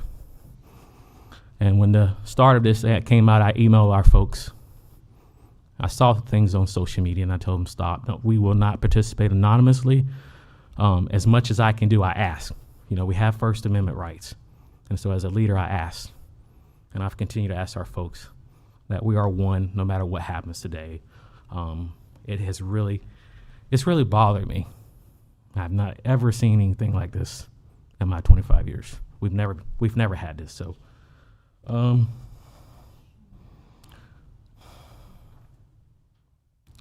so I'll conclude. Any unexpected personnel shortages with these, they do place additional strains on our patrol staffing, and it could result in mandatory overtime, delayed responses, our capability, and our reduced proactive community police efforts. So, so while the elimination of the police officer position would achieve the requested budget reduction of approximately 5%, the reduction would have direct impact on our patrol staffing levels, our operational readiness, and the department's ability to maintain the recommended staffing and standards and service expectation for the community. So with a loss of 2 officers, it will become difficult to move forward with those elimination.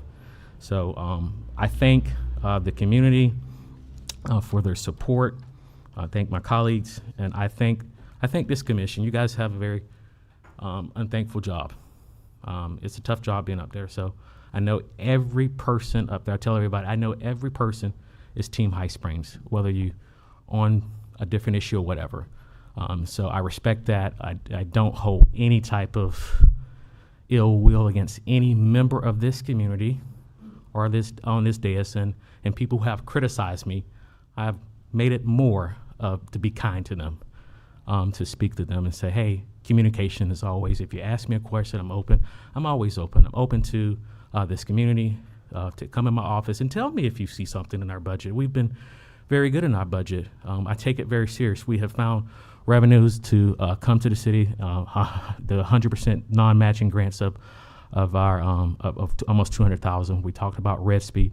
Just want to be clear on Red Speed. It should not be the source that we get for revenue. You know, I'm against proactive policing by profit, but it has slowed down the folks by 99%.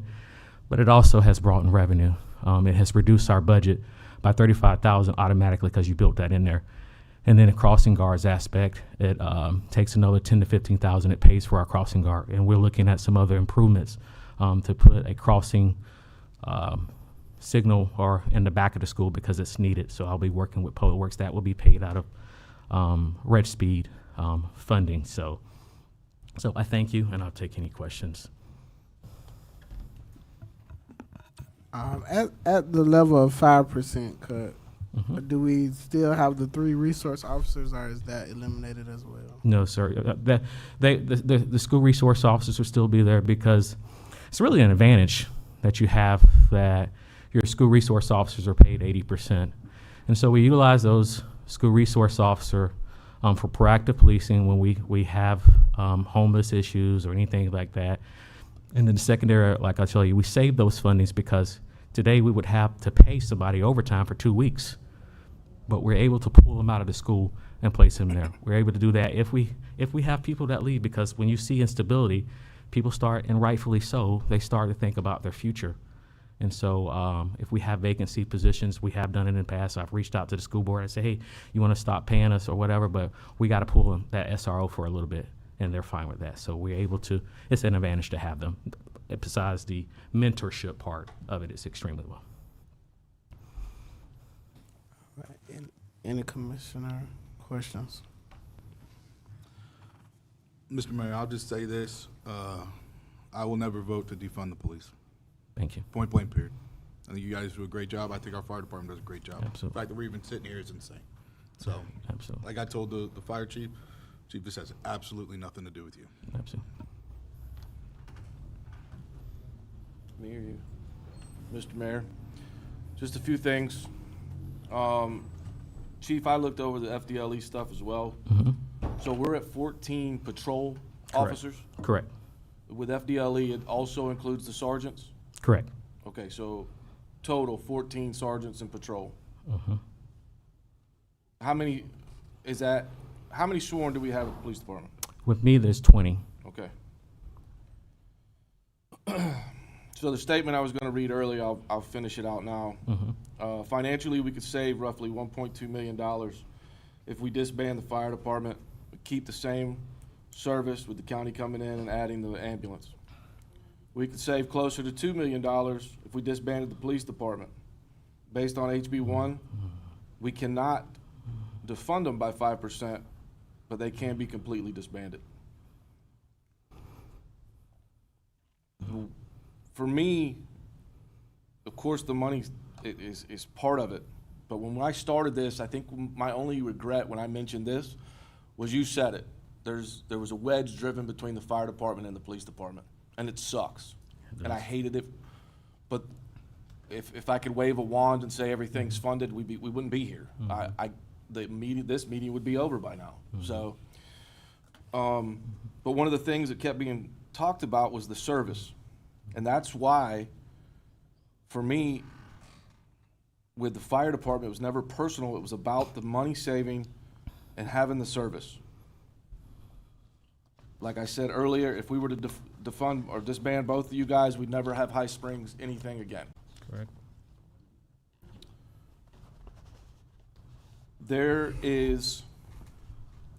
The county will never be able to provide a service for this city the way our municipal police department does.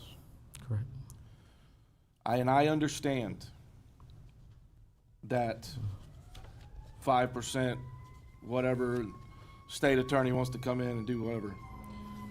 But there's other avenues that we could do for the future. Yes, sir. If, you guys are under contract with the PBA, what does that contract give you guys a raise every year? Well, there's a step plan, and as you know, our officers are the lowest paid, and I keep telling you that, and it's by leaps and bounds. It's there. We'll be entering into negotiations, so I'll limit my comments to say that they're supposed to go into their classification of the next step, which is about 2%. They're going to have to be concessions. I can tell you that we're going to get further behind. So there'll be concessions in the contract. And things like that. It's like cost of living and things. No, like you don't. You only are guaranteed the 2% for the classification. And remember, some of them still aren't in their correct classification. We cut back when we had some funds to get a few of them in their certain classifications, but with this financial stuff, I did not sign off on those. So.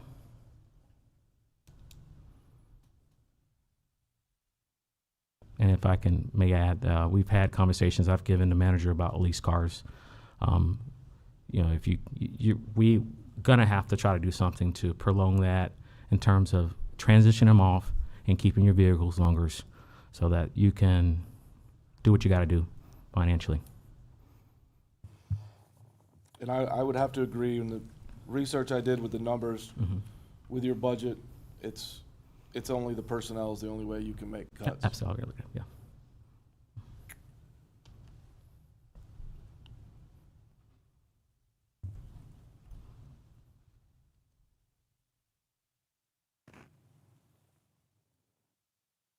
I know you touched on services, but I'd just like to add, I know the Sheriff's Office is a very good organization, but you pay for what you get. If you can only get one deputy here, then that's what you get. But I just, I read and look at a lot of articles. I stay up looking at things. And so I bring your attention, we have a new sheriff, or potentially a no sheriff every 4 years. And I bring your attention to Broward County, that a lot of those cities are contracted and they have been held hostage because you have no control over your finances, similar to what you talked about with the county, with fire. But I would also, I don't want to get political, but the values of this community is very important. And so when you turn your services over to the Sheriff's Office, it's Gainesville that control our policing. And so sometimes this community could have different values about what type of policing you want in your city. And so you lose that control. I agree. From a revenue standpoint, if in a scenario where another city needed to use our services, would that actually help us out if they wanted to contract us? Yeah, you do. If you there's laws to it. Attorneys can speak more. I know we've had Newberry conversations. So I mean, yeah, you contract out. You'd have to look at shared services. So I've looked at that. My perspective a little bit, without getting to the weeds of it, is that you would reduce a little bit just what the Sheriff's Office does to make a profit. You reduce a little bit of what policing you have here to be able to help out the next city if you want to try to make it from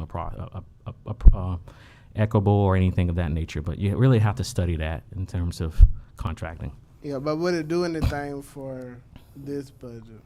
I don't think you can just jump and do it. Okay. Yeah. Because our only option would be the city of Alachua. Right. Oh, I thought you were asking, will we contract if we were contracting our services to someone. I didn't know if you're talking about No, contracting. yeah, we were contracting our services somewhere, yeah. Right, so contracting our police services to another city doesn't have municipal policing, correct? So if that was the direction, so if the board said tonight, we wanna do contract share services with Newberry, it would not be this budget, it would be the next budget, it would take so long, cause there's Yeah, I know that jurisdictional. it'd be next budget, but I'm saying overall, would it help in this? Or would that not even, It all depends. would that even bring funds to help with anything? I mean, it might not help this particular budget cycle, but the next Okay. budget cycle, will it actually impact? It could. So we would have to go into negotiations with the city of Newberry and negotiate a contract for it. Just very light conversation we've had with them on it. It would bring some money in. Yeah, and I didn't know where we were, that's why I didn't mention Nah. them, but, You would have to start with the annexations. The city's got to touch I think they do now. by state law. They do touch. They touch Yeah. Newberry and High Springs. Yeah. yeah, they already reached out, but, Remember, this conversation happened way back in a couple times. Yeah. And so I was a part of those discussions. So first it was the school, and then our city started to touch, and then they were talking about contracting.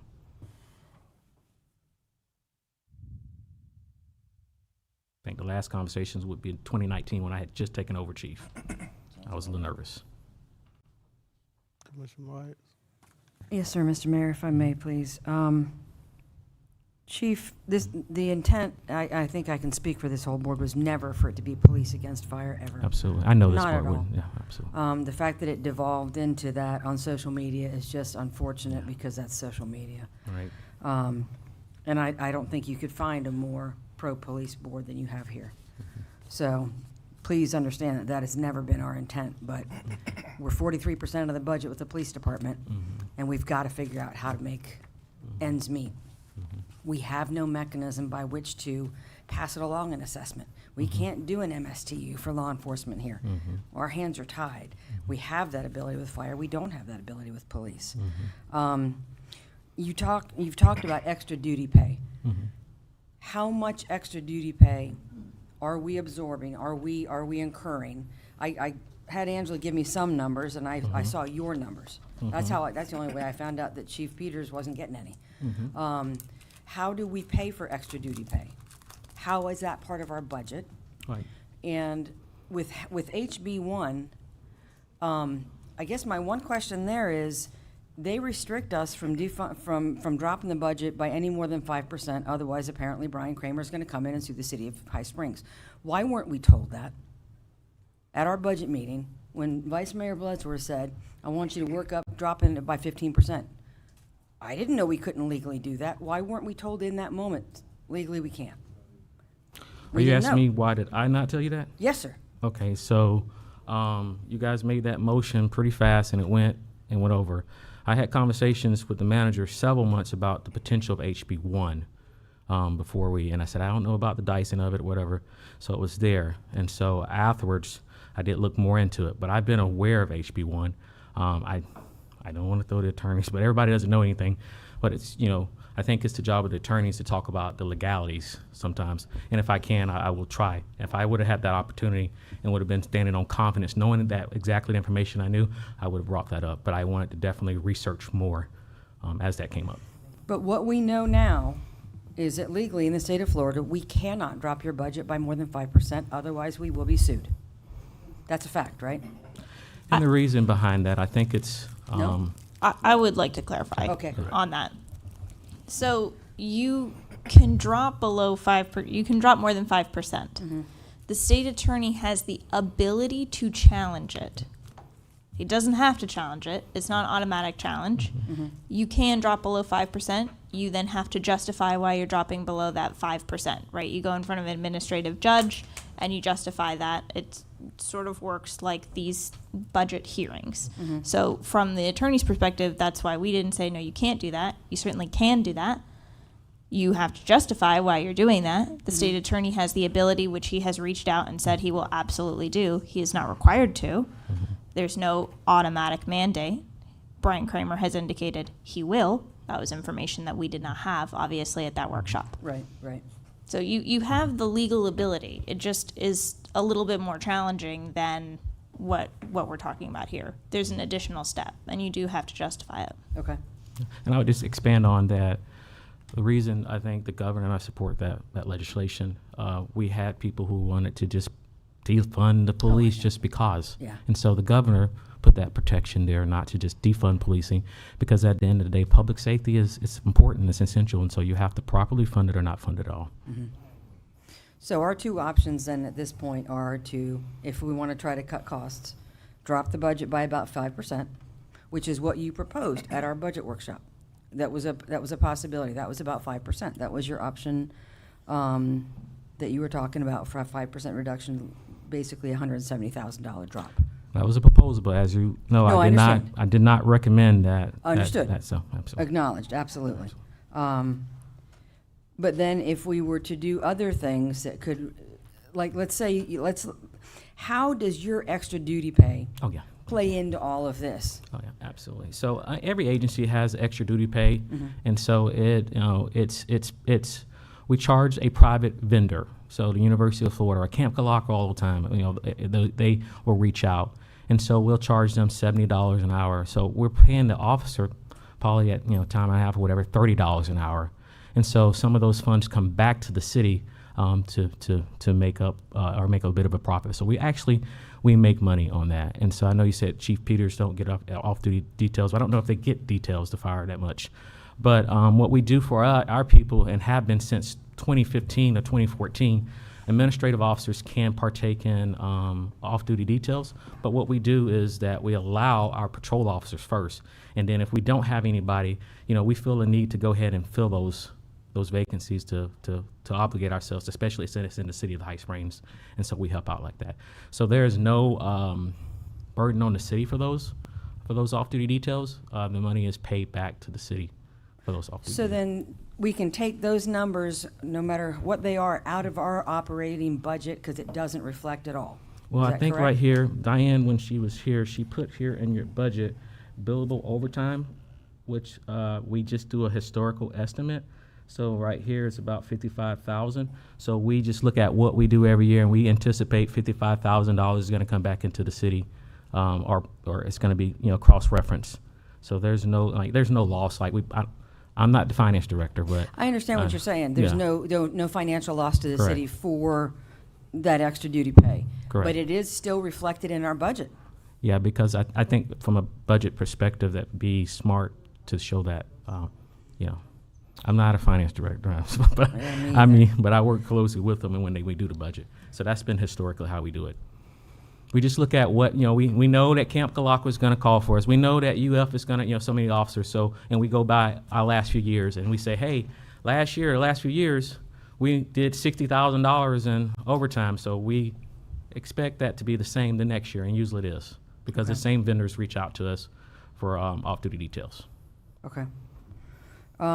And I looked at your different contracts over the years, and it'll be coming up in February of next year. I don't know. February 27th, Okay. 27. Okay. Is that strictly between you and Mr. Marshall? That's independent of us. Correct. 'Cause There's no financial usually, gain from it, I guess, from a salary perspective, are you asking? No, more from a severance perspective. The last time your contract was renewed with Mr. Marshall's predecessor on her last day here, Yes. you went up to 12 weeks pay and 1,000 hours of PTO, and the sick pay stayed at 720. Correct. We could never afford to buy you out. It's it just wouldn't be Well- possible. Not that we're asking to do that. Don't get me wrong. Let me But just say, I've worked there for 25 years. I've never called out sick, and so a lot of that's sick time. I've been dedicated to the job. no, I understand. I understand that. Understood.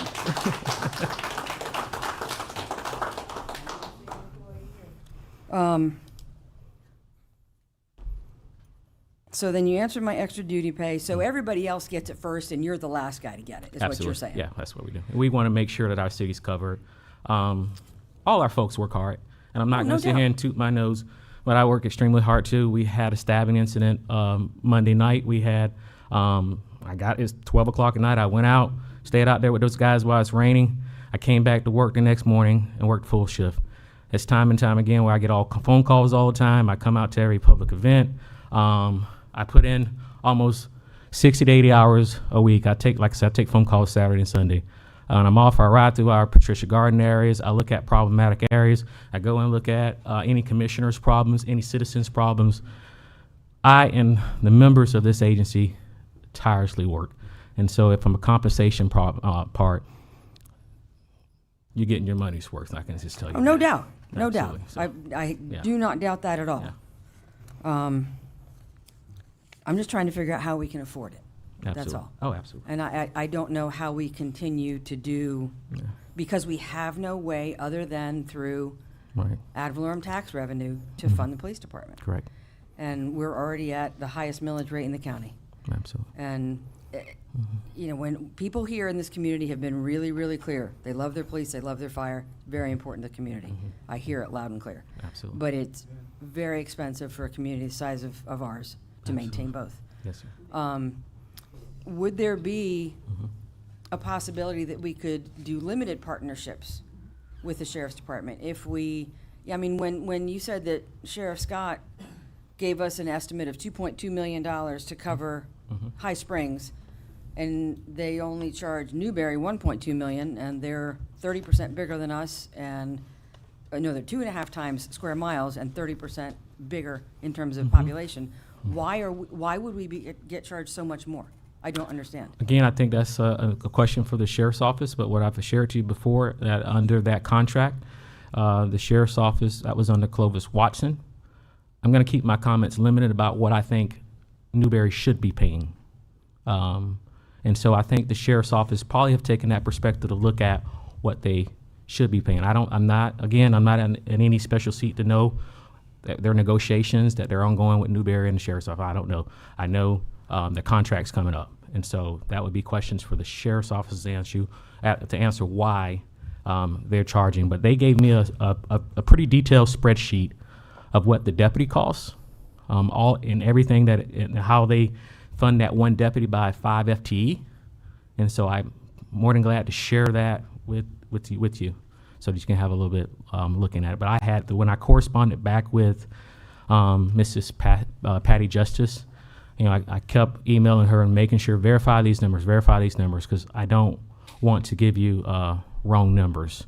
And so those are numbers that were verified. I did not have conversations about what Newberry and why they're not, charging that, and what their potential new charge would be. But law enforcement is going up. FRS is going up. I would only assume that it's going up for them as well. Yeah. So, Mr. Marshall, in terms of budget perspective and coming up with a budget, the goal would be our enterprise funds stay in their enterprise fund. Is that an even possible goal to fund both police and fire and keep enterprise funds where they are? Is it a possible goal? It is. It would be a marathon, not a sprint. You're not going to solve it in 1 year, and I've claimed that in previous workshops. You can't. I've given you guys options on how to solve it, and it's not options that we went with. That's fine. So it will take budget cycles for us to get those, because you're talking $1.2 million is getting pulled out of our enterprise funds every year. I can't budget 1.2 million into this general fund. So reducing the fire department down to 4 was one of those steps. Talking with the police, that's just one of the steps. You have to decide where you want to fund these departments, and any money that you save out of this will go back into your enterprise funds. So we're not saying I'm going to cut the fire department down to 4 and I'm going to go and, I don't know, build a dog park with the money. I'm not doing that. What I'm doing is any money that you save is going to reduce the transfer from the enterprise funds to the general fund. And isn't it industry standard to pull up to 10%, but no more than 10%, right? Because we're significantly So above that. that number's been fluid. I've seen 7. I've seen as high as 13. But it's in that range. It's in that range. I can't write a policy. The reason being is this policy. If I wanted to write a policy, the administrative transfers out of the enterprise should not exceed 8%. Okay, that's the policy I wanted to write. But once I write that, it becomes policy, and if we don't find it or do that, then it's an automatic finding in your audit, and you'll get dinged in your audit. So we're not at a place where I can write that policy, and it will take years to where we can get the enterprise funds healthy again. Right. And then once we do that, we write that policy. That's the long-term plan, is That's to long get term. us So there, yeah. to answer your question, it is possible, but not in one budget cycle. It's just not gonna happen. As we're entering this budget cycle, though, we've got to be looking ahead 3 years and 5 years. You know, the growth is coming, Bridlewood is being built, and we have to be able to plan for that. We've been, I think, in the last few years, we've done a pretty laudable job of peeling back the layers of the onion and really figuring out what's been going on, and being very transparent about it. And our audit is going to tell us a lot, and we have to fix it. We have to. I would love to have a forensic audit done of the city, but we don't have any money to do it. It'd be great, to go back years and years. We don't know that. So here's the thing about the forensic audit. I'm not opposed to it. I know what I do every day, and I have nothing to hide, so I'm not opposed to it. The forensic audit is a couple ways. The state can do the forensic audit, and we have talked to members of the state, and they are not interested. Or we could fund one, and they're expensive. But the state and myself are not interested in it for one reason. Nobody's come up to me with any suspicion, with any evidence of anything showing that money has been stolen. That's what the forensic audit's gonna do. Is money being misappropriated? Is somebody stealing the money? Nobody can tell me who's suspected of stealing money until if somebody can come up with proof and say, I suspect that Commissioner Howell was embezzling, he's the one I was looking at, was embezzling this money through this thing, then I would absolutely go to the state and say, we need a forensic audit. But nobody can show me anything of reasonable suspicion. But me personally, I would welcome a forensic audit. If we could afford one, I would welcome one. Well, I'll make a motion that we keep the police department budget the same. I second. All right, so we're gonna have citizen comments now.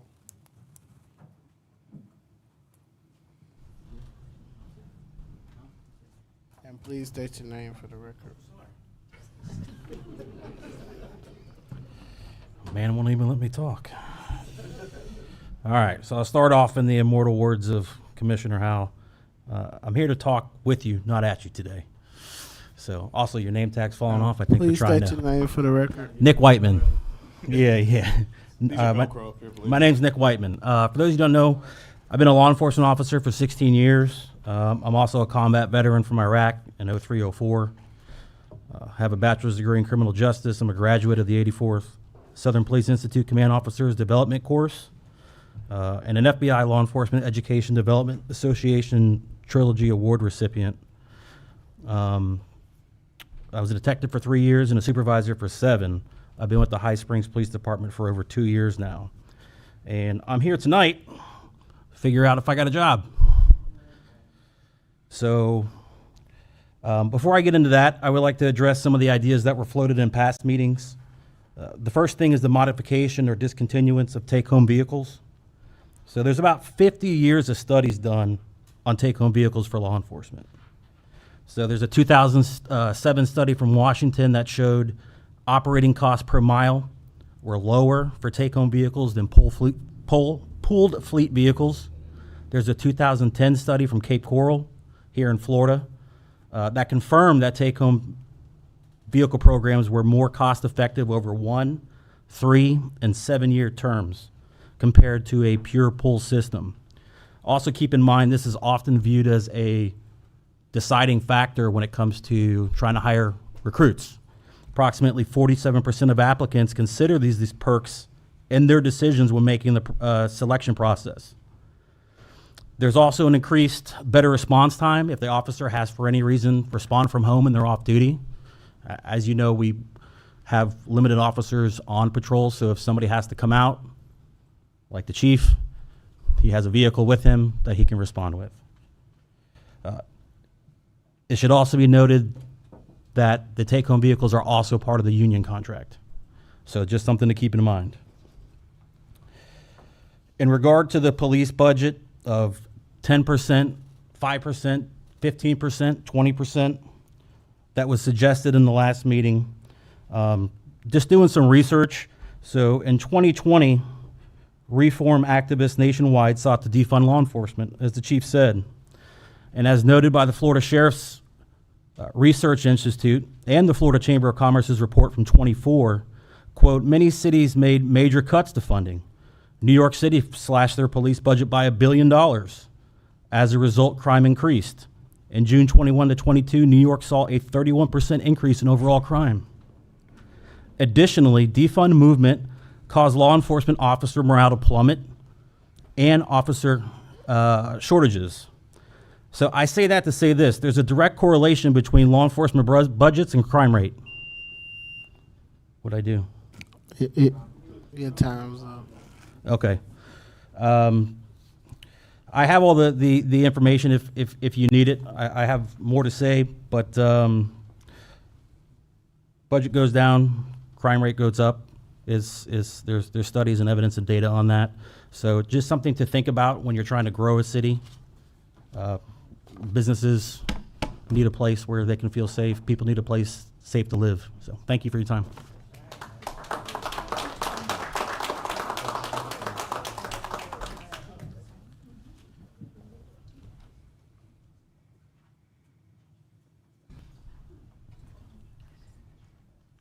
Good evening. My name's Janet Evans. First, I'd like to say that I'm disappointed that there weren't any visuals for the audience to see. I'm a visual person, and so when he's presenting numbers like that, I would have appreciated being able to see something on the screen. The second disappointment that I had was that no other ideas were floated as far as helping with the budget other than making cuts to staffing. I'd like to go with the example of the SRO officers, that the idea that those services can be 100% paid for through the state and not be any cost to the city is for me is like that's a definite. We definitely go for that. We don't, even though we've got the 80-20 split, we're still talking about some salary, insurance, uniforms, vehicles, all of these kinds of things.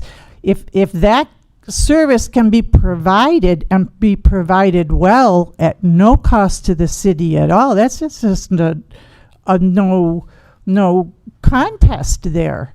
So to say that, yeah, we can cut them, but we'll still have some, I just feel like, you know what? That's why Chief Shepherd has the cushy chair. He's got to make the tough decisions. And when we're looking at the last 12 months, our fire department's been on a skeleton crew. They have been on life support. Yet our police department has done absolutely nothing to try to cut costs. I myself have had a conversation with Chief Shepherd about the idea with the motorcycles. He made a comment that the motorcycles were costing us pennies per day to keep a third one insured and operating. And it's not pennies per day. I mean, I think that when you're talking about 43% of the entire city budget being spent there, you got to come in and you got to be able to really, really have the numbers on a spreadsheet show, not just to you folks, but to us out here too, that it's $133 a month that I got to pay as a resident. You know, I want to know the numbers. What are we saving by having those school resource officers either with us or not? I mean, I want to see all the specifics. And I don't want to just come up here and say, rah, rah, let's go police. So I just want everybody to know, please be respectful when somebody else is up talking, even if you don't agree with the issue. Everybody in the audience should not be responding. You, if you want to talk, you can come up to the dais and talk. Thank you.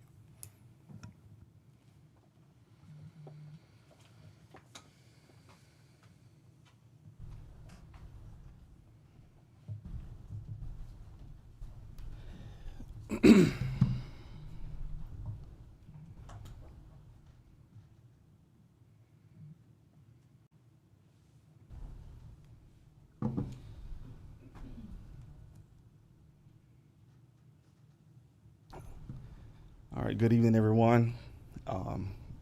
Apologize for being dressed down like this. I've been at Wild Adventures all day, but left my son in Georgia to get here to speak tonight. I first just want to say, if I understand correctly, thank you for the motion that was made a few minutes ago, and also the second, I believe I heard, to leave the PD's funding alone. I do want to say that the police chief that we have, he is the longest serving city staff member of 25 years. He knows his job, he knows this city, he knows what he's talking about, he knows his numbers. And historically, and as long as I have been here, I have never seen the police department go over budget. Our current chief, and even when he was deputy chief and lieutenant and other ranks, helped to ensure that the police department was always under budget. I can even recall when other departments went over their budget that the previous finance directors would come to the police department to try to take money because we were always within budget. So I don't think that it's fair. I'm not going to say everything I had to say because of the motions, but it would not have been fair to see us as the piggy bank when we're being as fiscally responsible as we can due to the leadership that we have. I also want to point out, because I can't always be here. I have a newborn at home and got a lot of different things that's going on, but I'm always watching. And I heard at previous meetings somebody said, well, the police department just hired 2 officers. We have to be careful what we pay attention to on social media because a lot of people that's running their mouths don't know the facts. I know that Chief Shepard held those positions for months with the direction or with the assistance of the city manager. He held those positions for months to save as much money as possible for the police department, and that amount also helped the city as well. So when people say, well, you know, the police department, they haven't given up anything. The police department, they haven't cut anything. We have. The police department has, and we have the right man in the right place that's doing the job. He's at 25 years now, and we don't know how many more years we have with him. I don't see any gray hairs yet, but we're very thankful for him. And I just want to say that if you did cut the 5%, that would cut 2 officers that waited months and went through 6 to 8 months of a hiring process to be here, only to be let down. Thank you.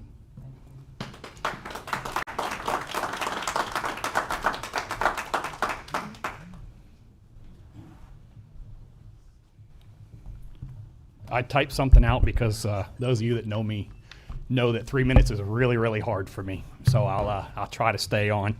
Good evening, Mayor Miller, Commissioners, City Manager Marshall. My name is Officer Patrick Treese. I've been a High Springs resident for 21 years. I come before you tonight because I was frightened for my fellow High Springs residents. I was frightened for the decisions that you as commissioners were considering tonight. I was frightened because the situation had pitted our community against itself on social media. I was frightened because it pitted the fire and the police departments against each other. I was also frightened because I've seen this before. Newberry just went through a tumultuous thing and deciding whether to go charter school or not. Those of you that know me, That's where I work full-time. That community still has not healed from that, and I fear that that may never heal down there, what I see down there on a daily basis. And I was starting to see that here in High Springs, and that didn't just frighten me, that terrified me. I was raised at a very early age that serving others is one of the most noble things you could do. Both of my grandfathers served in World War II. My great-grandfather, grandfather, and father were all fire chiefs for volunteer fire departments in Pennsylvania. And yes, Chief Peters, my family still claims me, even though I went to the blue side. I've taught for Alachua County Public Schools for 21 years, 18 of those at Newberry High School, running the Criminal Justice Academy. I've coached baseball from the youngest Santa Fe Babe Ruth teams all the way to multiple high schools.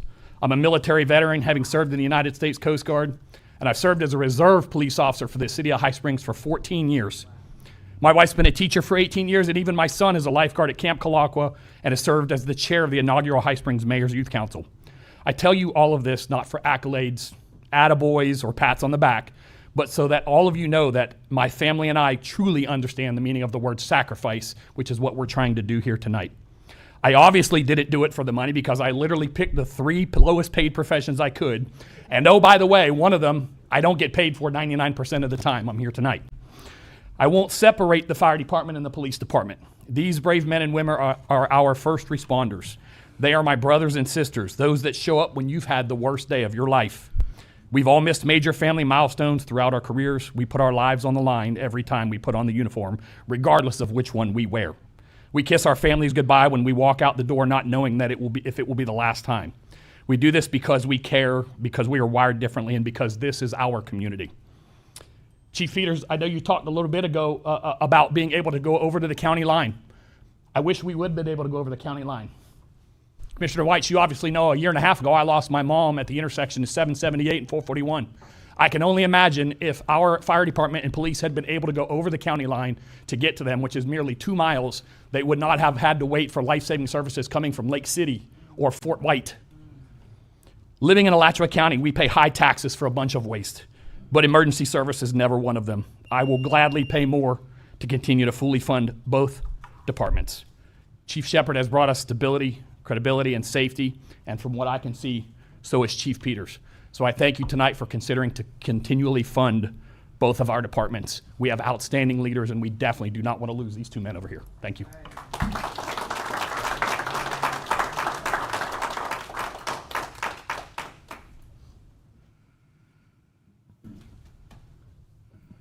All right. I just want to say that the PD has made cuts. We're going to have to continue to make cuts. Our cuts have to be about not impeding on public safety. I'm not exempt from criticism. Anybody wants to criticize me, I'm here, but I do thoroughly try to work on having a healthy city because it's like the body, you know. If one part of our body is not good, all of our body's not good.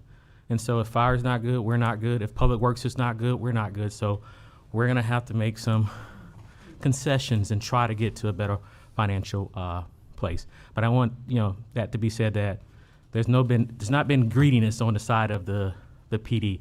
I think Chief Peters has done an excellent job in cutting his budget, but the reality is that there was a large gain by a past administration, and so when we make those comparisons, it's very hard for us to make the same cuts if I didn't receive the same gains. So thank you. Mr. Mayor, can I ask you a question? Chief, can I ask a question while you're standing up? I'm sorry. Yes. A follow-up to what Ms. Evans said. I understand what she's saying, the concern that any kind of budget cuts Yes. are targeted at people. And I'm not going to look at Treese when I say this, but Yes. with 3 motorcycles, is that something that we could consider that could decrease our cost? You could. And so like what she says about pennies, I think the insurance on it is $600. I told you the perspective of they use it, and most agencies use it for a training motorcycle. It was a donated motorcycle. It's not going to hurt my feelings if we and the manager say, hey, we get rid of the 3rd motorcycle. When you use that 2nd motorcycle for training, you tear it up more. I can only give you guys the facts, and at the end of the day, if it's the commission or the manager, I don't know how to drive a motorcycle, so it doesn't. Well, it doesn't. I don't all my decisions are understand. trying to be the best benefit of the city. When we look at the SROs, we talk about that. I'm telling you from a management perspective, we're gaining by being able to utilize the school resource officer for that coverage.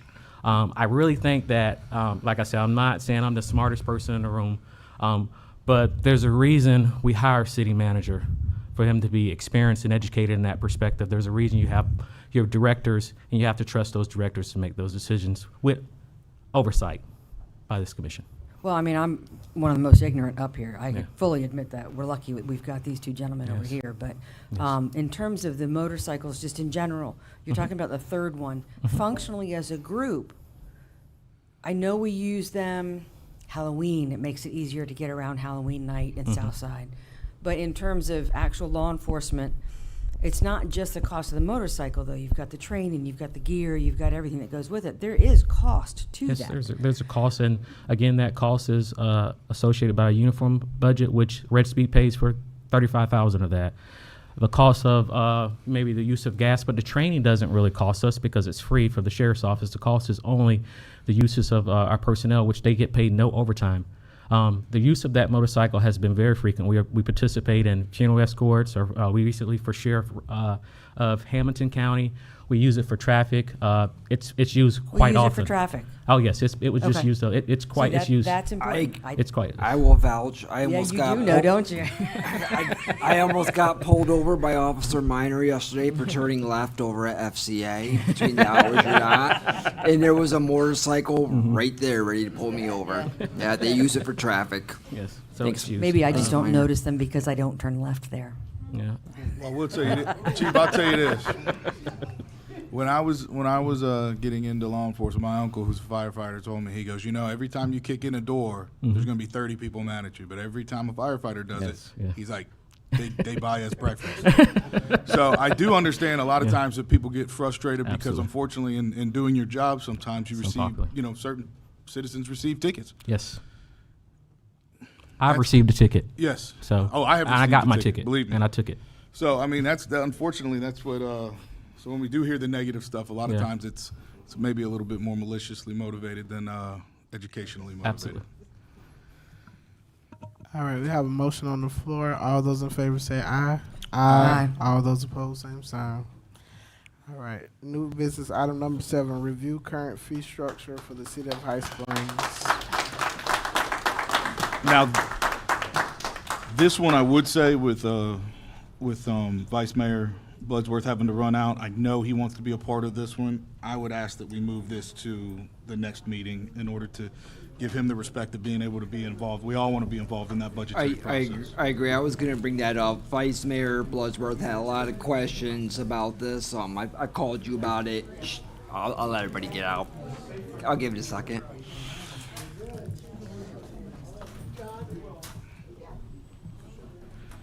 So I know he wanted to.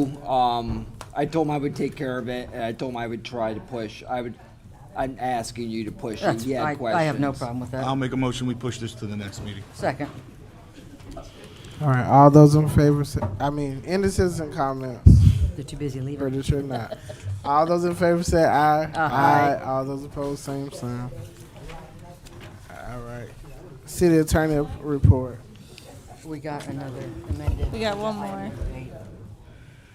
We moved the fees. We didn't move this one.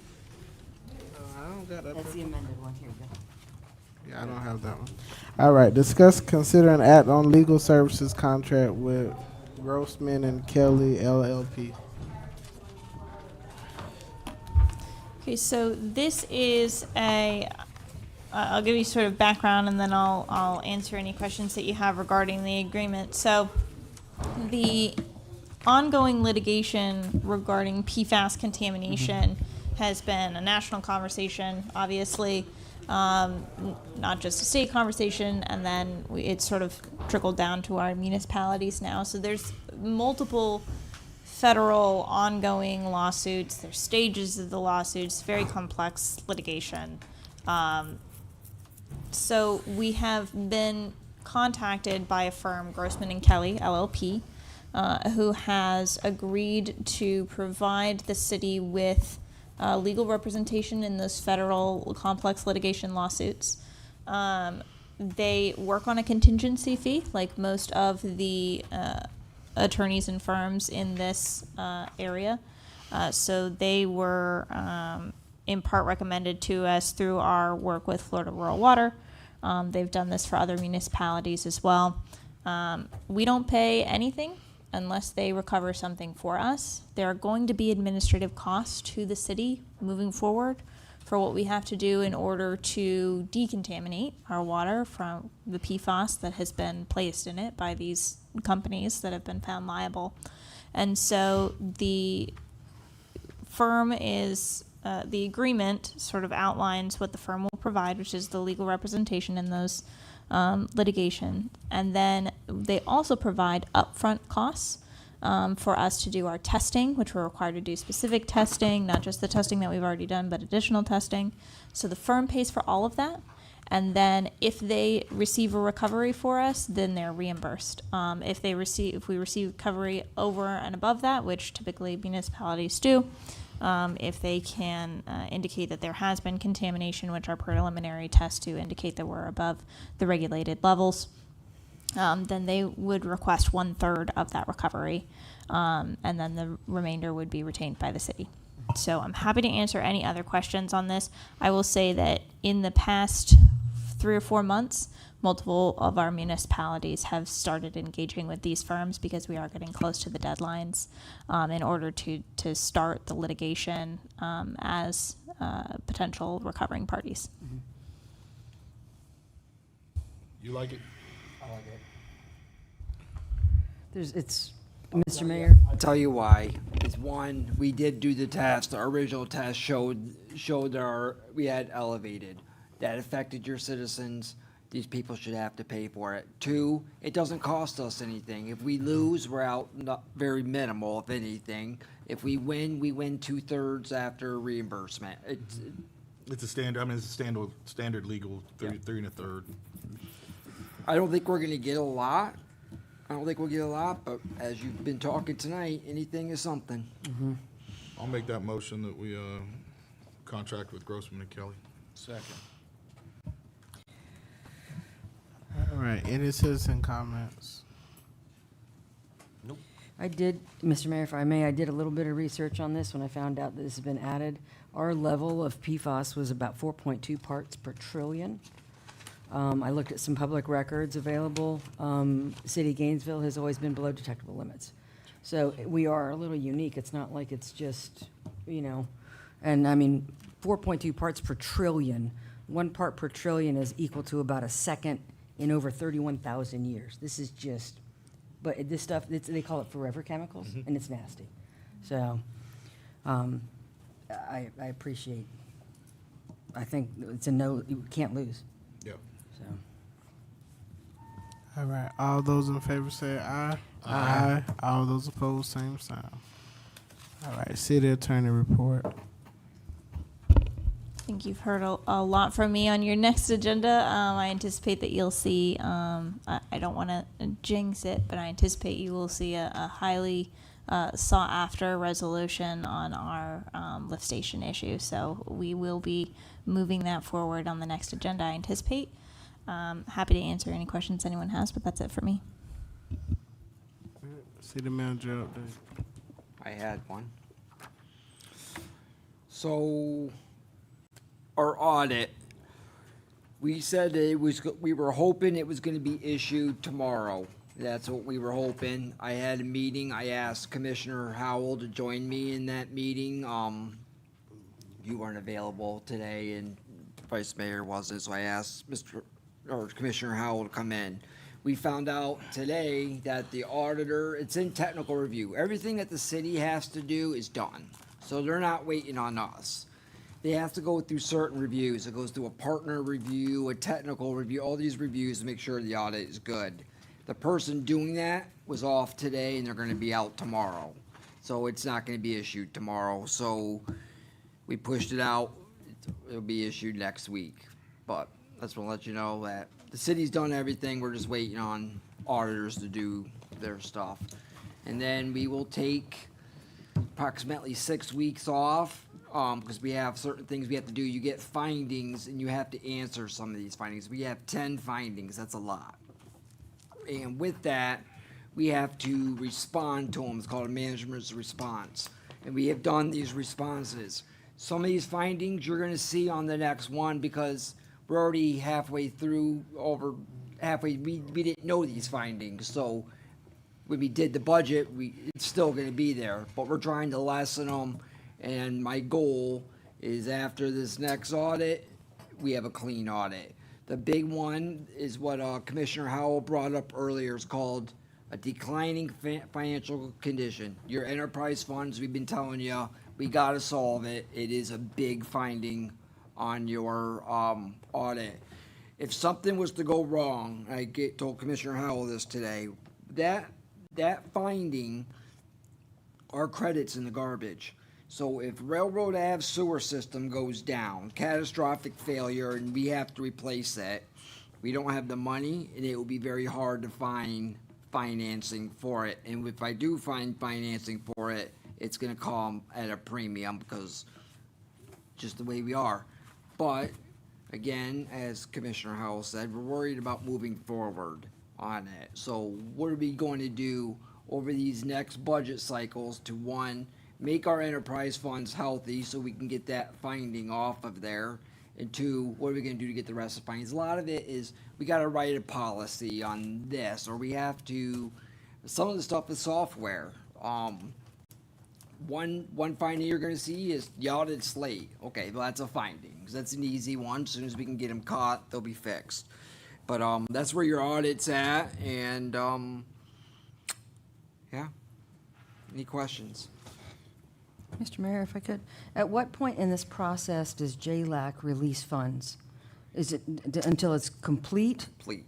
So it's still going to be Complete. a month or two, at least, you think? No, next week it's getting issued. That's what I wasn't sure in terms Yep, of. It'll get issued next week. Right. They'll probably see it the week after. So So they don't need to wait for our responses to the I've findings already done to our release? responses. Our Okay. responses is part of the issue. Okay. So what happens when they do the audit, they'll say, here's the findings. We got the findings late last week. Mhm. So me and the contracted finance director went through all these findings, and we have to do a response. How are we going, we acknowledge the finding. Mhm. What are we going to do to fix the finding? And we have to, some of them are generic.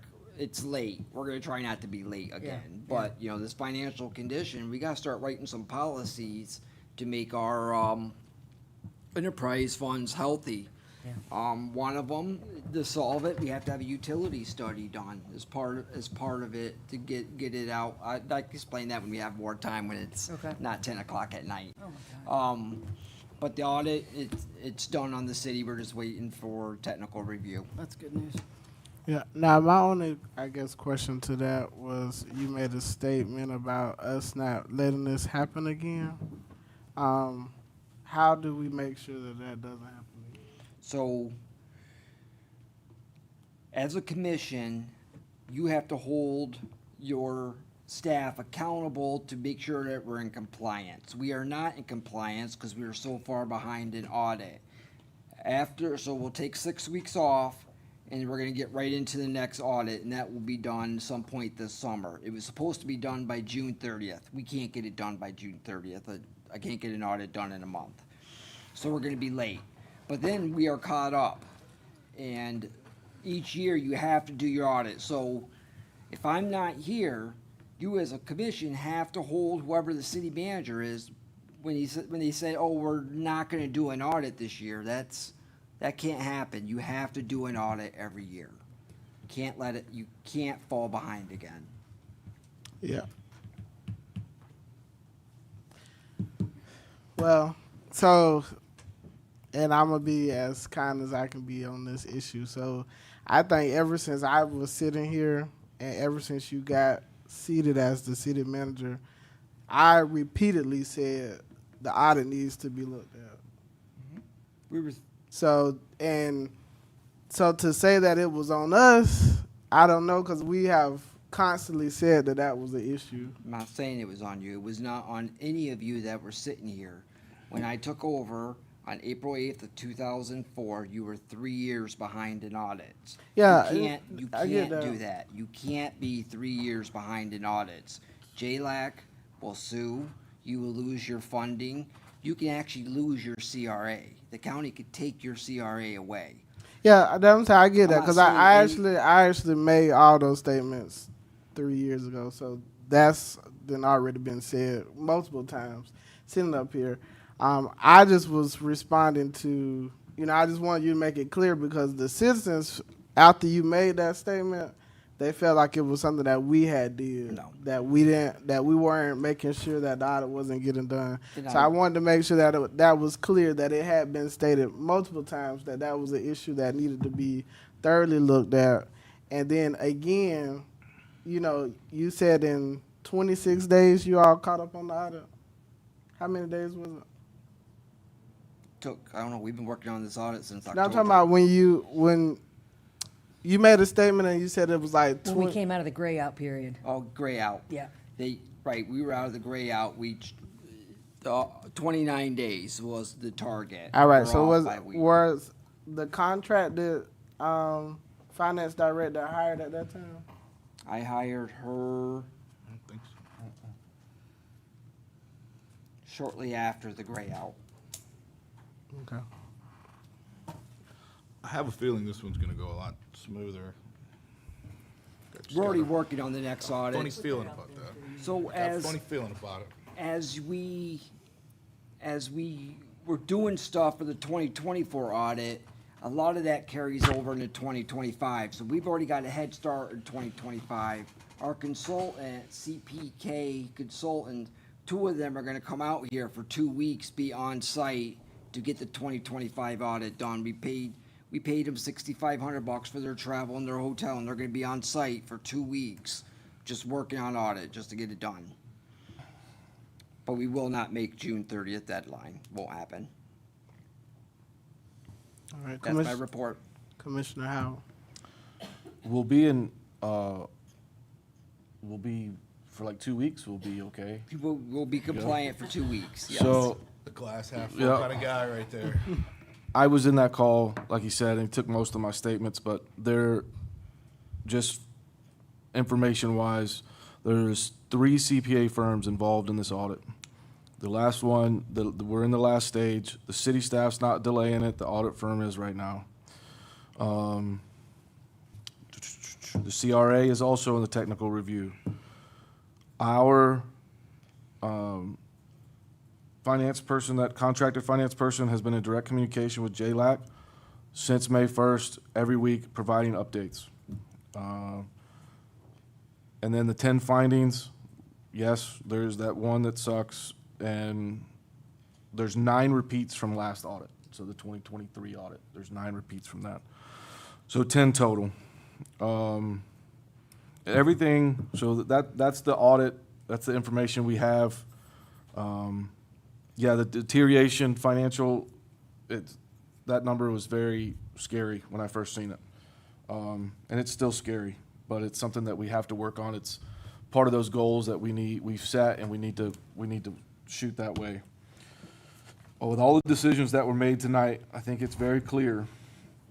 One of the main issues that we have is we have got to figure out ways to increase our revenues for the city. We cannot continue to put this burden on these citizens. Our utilities are high, our millage rate's the highest in the county. And it would be one thing if we were giving them services that were leaps and bounds over everybody else. But we're not. So as far as our utilities, our wastewater, all those kind of things, we've got to focus on it. I don't know if it's something that we could talk about in the budget or something else, but an economic development director, manager, something that could come in part-time and give us some ideas to bring some companies in. I don't want High Springs just to be a residence community. It's not going to be fair, and it's not going to be financially good for those citizens. We've got to bring in some other stuff. So I think I'm done now. I've talked a lot. I've talked enough tonight. Thank you guys for coming. I just want to say congratulations to all the high school seniors. I've got one. My caboose is graduating, so we're going to be empty nesters eventually. They'll come back. Yeah, they do. All right. Our employee of the week is Miss Jamie the assistant city clerk. She has been doing a lot of work. She had a very large record request, and she has been working very hard. So we thank you for all your hard work.